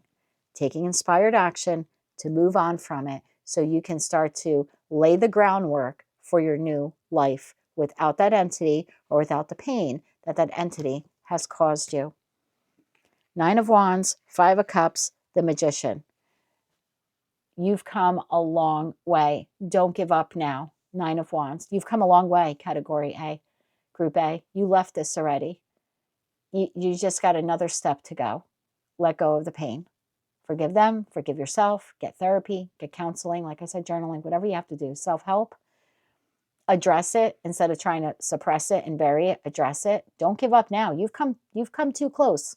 So whatever pain and sorrow that you have, regret, remorse over the loss, it's time to heal it so you can really begin to manifest and call in the life that you want, which we saw is the 10 of Pentacles. And for those of you where you've been holding on to this, how are you going to manifest what you want if you keep showing up and holding on to something that systematically breaks your heart over and over and over again? Again, the definition of insanity is doing the same thing over and over again and expecting a different outcome. There is no different outcome here. There's a need here for you to see that so you can move on from it and begin to manifest, like category A, the life you truly want, or the job you truly want, or the partner you truly want, or just the partner you really deserve. So you have a choice this week. You have a choice this week to get a little closer to this new beginning. Tell me about the choice here. What is happening here with the Lovers to the Wheel of Fortune? It's an opportunity for you this week to heal and move forward, or begin to heal and move forward, or to start to make plans, oh my God, to move forward from that 10 of Swords, Emperor. You're at the wheel here. Emperor, the Empress are the individuals that take control of the chariot. So, you know, your forward movement is all dependent upon all dependent about whether or not you are going to step into the role of the Emperor or Empress and take control of your life. 10 of Swords, and put an end to either of those situations that you're still in. Tell me more about the choice here. Lovers to the Wheel of Fortune. One more shuffle here, please, Anne. Thank you. King of Pentacles, Page of Swords, 8 of Pentacles, bottom of the deck, Page of Cups. Start getting busy. Start getting busy. 8 of Pentacles, Page of Swords, King of Pentacles. In a very rational, stable way, realize that you, and I'm talking to category B, you don't need to hold on to whomever, whatever that is, for stability. You are the King of Pentacles, or you have the potential to become the King of Pentacles or Queen of Pentacles. I don't rate body parts. This resides within you, not within whatever this is that you've been holding on to. So it's realizing your role or your ability, category B, category 2, to become the King of Pentacles here, and learn, acquire knowledge, and how you can really leave behind whomever, whatever this is. If it's a job, finding a new job. If it's an individual, maybe you're married to them. I don't know what steps you have to take to get divorced. I would start looking at lawyers. I would maybe talk to friends who have divorced. Better to learn a lesson from someone who's gone through it than to, you know, make a mistake. So there could be something like that. But this definitely is stepping into your power, sitting at the throne, knowing that you are deserving of stability. No one else can give that to you but yourself, certainly not the individual you're currently with. And so then there's a need for you to explore and get information on how you can work 8 of Pentacles, really put in the blood, sweat, and tears so you can make a decisive action plan to move away from whomever or whatever that individual is. And that's category B, where you're still holding on to the back of the bumper. And category A, similar message for you. You've already left it on. Bravo to you. But it's very difficult for you to become the king or queen of pentacles of your life when you're holding on to the pain and resentment and hurt. So there's a need here then for you to get information on how you can really pour pentacle energy into healing that aspect of yourself. And again, that could be therapy, could be talking to a friend, counseling, whatever it is. There's a need. Again, I go back to get busy living or get busy dying. And again, I mean that figuratively. So that's your choice here this week, collective. I want to get 3 cards on that Wheel of Fortune for both, please. 3 cards on that Wheel of Fortune.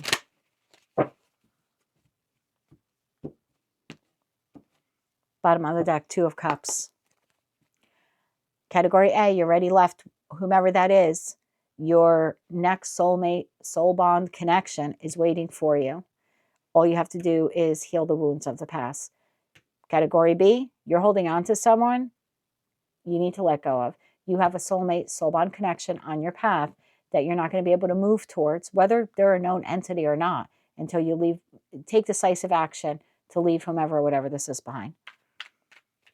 3 cards on that Wheel of Fortune, and then we'll wrap up this reading. One more shuffle here. Thank you. 9 of Swords, Ace of Swords, Page of Pentacles, bottom of the deck, 4 of Wands. Time to step into the portal, my friend. Time to shift timelines, jump timelines, get out of your own head, see this situation for what it is very clearly, and then take inspired action as the Page of Pentacles to get tangible, to pour tangible energy into this new beginning of your life. Again, whether that is healing your heart or deciding or creating a plan or a path on how to move away from this person, place, or thing. Take it how it resonates to you. But there's something here about getting out of your head, seeing things clearly, and then laying the groundwork to move forward away from the pain or away from whatever person, place, or thing that is. And that, my love, is how you jump a timeline. And that's how you get to your happily ever after, or at least a hell of a lot closer to it than where you are now. So that's what I have for you, Pisces. Thank you for staying with me there. I know I was a bit winded during your reading. I apologize. But that's what I have for you for the week of March 30th, 2025. Your tarot card for the week is the 4 of Pentacles. What situation in your life are you still holding on to? For some of you, you're holding on to a person, place, or thing you need to let go of. And for others of you, you're holding on to the pain of something you've already let go of. And it's that pain within you that needs to heal. That's what I have for you. If you like this message, it resonates with you, or you wish to claim all or part of it, please be sure to click like, share, and subscribe. And until I read for you again, I'm wishing you light, love, and peace. Okay, collective, there you have it. Your tarot card for the week of March 30th, 2025 for all 12 signs. I'm going to do a quick collective reading now for everyone utilizing this card here at the bottom of the deck, which is the 8 of Pentacles.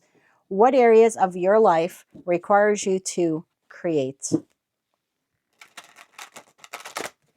I'm going to do a 4-card spread here. There's something here, collective, that you need to work on. So the key here this week, I feel, is for you to identify what it is you have to work on, and then really pour pentacle energy into making that dream or that goal a reality. Bottom of the deck, Ace of Swords. And that, my friend, is the truth. Okay, tell me more about the 8 of Pentacles here for the collective. What does the collective need to work on, or what advice do they need to start working on this? One more shuffle here, please. And thank you. Okay, we're going to take those.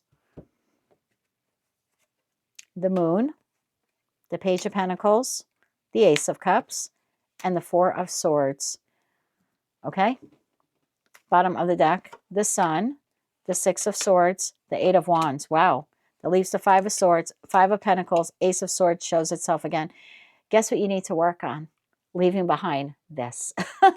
The Five of Swords and the Five of Pentacles. So this is going to resonate differently for all of you. But there's something here you need to let go of, clearly. For some of you, you need to let go of fears and doubts and insecurities regarding whatever particular situation, environment, or connection it is. I'm reading for a lot of you. But you're holding on to fears, doubts, and insecurities, and it's creating a lack mindset for you. You don't think you're good enough, or you don't think something will come to fruition. There's a need here for you to release that and to heal that within yourself. For others of you, you need to start working on learning something new. Page of Pentacles, learning, and that could be anything. Learning how to heal, learning how to let go of a particular situation, environment, or connection that no longer serves your highest good and has become toxic or is holding you back from your true potential or happiness. Learning a new hobby, expanding a skill, learning how to launch your own business or take your current business to a higher level of commitment. There's just something here, and you'll know what it is, that it's time for you to pour pentacle energy into. Ace of Cups, how to love yourself, whether you're currently partnered or you're single, it doesn't matter. Some of you really need to learn how to pour pentacle energy into taking care of yourselves. Meditation, walks in nature. I don't care if it's watching your favorite movie or show on a Friday night or a Saturday, just allocating that 1 hour of me time to do something that you truly enjoy. That says, you know what? I did a really good job this week. Life was hard, but I hung in there. I'm going to reward myself. I feel like there's something here where like you need to reward yourself for. So make time every week, or especially this week, I think is a good week for you to create this new pattern in your life, kind of like this new schedule. So pick a day of the week, and it could be like a Saturday and Sunday, right? Because that's typically like towards the end of the week and the start of the new week, and say, whatever my successes are, big or small, I'm going to do something on Saturday and Sunday moving forward that's going to celebrate my victories for that week. And if you have to keep a journal, whether that's literally writing it down or making notes on your phone, there's something like that where you need to keep record of your achievements for the week and then allocate a little time on Saturday or Sunday every week to celebrate your victories and your successes for the week that just went by. And that'll become part of your schedule, part of your regular weekly habit or routine moving forward. Four of Swords, some of you really need to pour time, energy, love, commitment into healing something within yourselves. And that could be anything. That could be healing your broken heart. That could be healing yourself from a toxic addiction or a toxic pattern that you have, or maybe just a bad habit or a negative mindset. For some of you, that very well could be you healing a connection in your life that maybe you want to restore or strengthen. Take it how it resonates to you. Bottom of the deck, we had the Sun, the Six of Swords, and the Eight of Wands.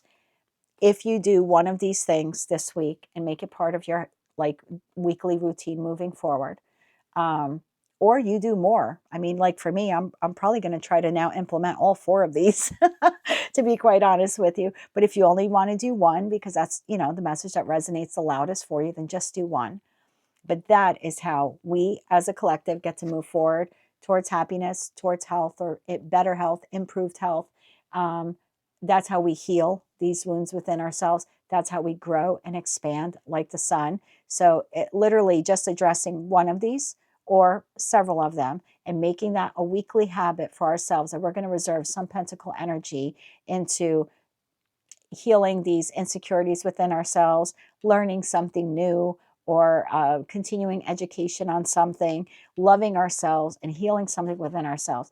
If we just allocate just a little bit of time every week, we'll be happier, our life will grow, we'll have more vitality, and we'll also reap more success in our life. Six of Swords, moving on from those things towards something better, because that's what happens when we learn something new. We move towards something better. We release our doubts, fears, and insecurities. We move towards maybe healthier connections, or just overall generally feeling better about ourselves. Same thing with pouring into ourselves, Ace of Cups, or healing something in ourselves. It's forward movement. It's forward progress. Eight of Wands. I love this. This is achievement. This is success. This is forward movement. Again, forward progress. So I feel like the message here is to get rid of this Five of Swords and this Five of Pentacles. The inner conflict we have, the inner turmoil, the fighting and conflict we have with others, the feeling of defeat, the feeling of I don't feel good enough, all these doubts, fears, insecurities. We need to see it for what it is, call it out, and realize that as long as we continue to feed into this, we're never going to heal ourselves and be able to move forward. So take the messages, how they resonate to you. I know for me, I'm going to try to implement a little bit of all four of these this week. And yeah, maybe, hopefully, moving forward, I can stick to it. It'll become part of my schedule weekly moving forward. I really like this message. Thank you, Source. This is definitely something I needed, and I hope that it was beneficial for all of you as well. That is what I have for you, Collective. Very unique reading there, unlike anything I've ever had before on the channel. So obviously, the majority of you needed to hear that. So whatever it is, let's figure out individually for all of us what it is that we need to work on. And then let's make it a weekly routine for ourselves moving forward that we will dedicate Pentacle energy into whatever this is. That's what I have for you for the week of March 30th, 2025. If you like these messages, if they resonated with you, or you want to claim all or part of them, please be sure to click like, share, and subscribe. And until I read for you again, I'm wishing you a fantastic week. And as always, light, love, and peace.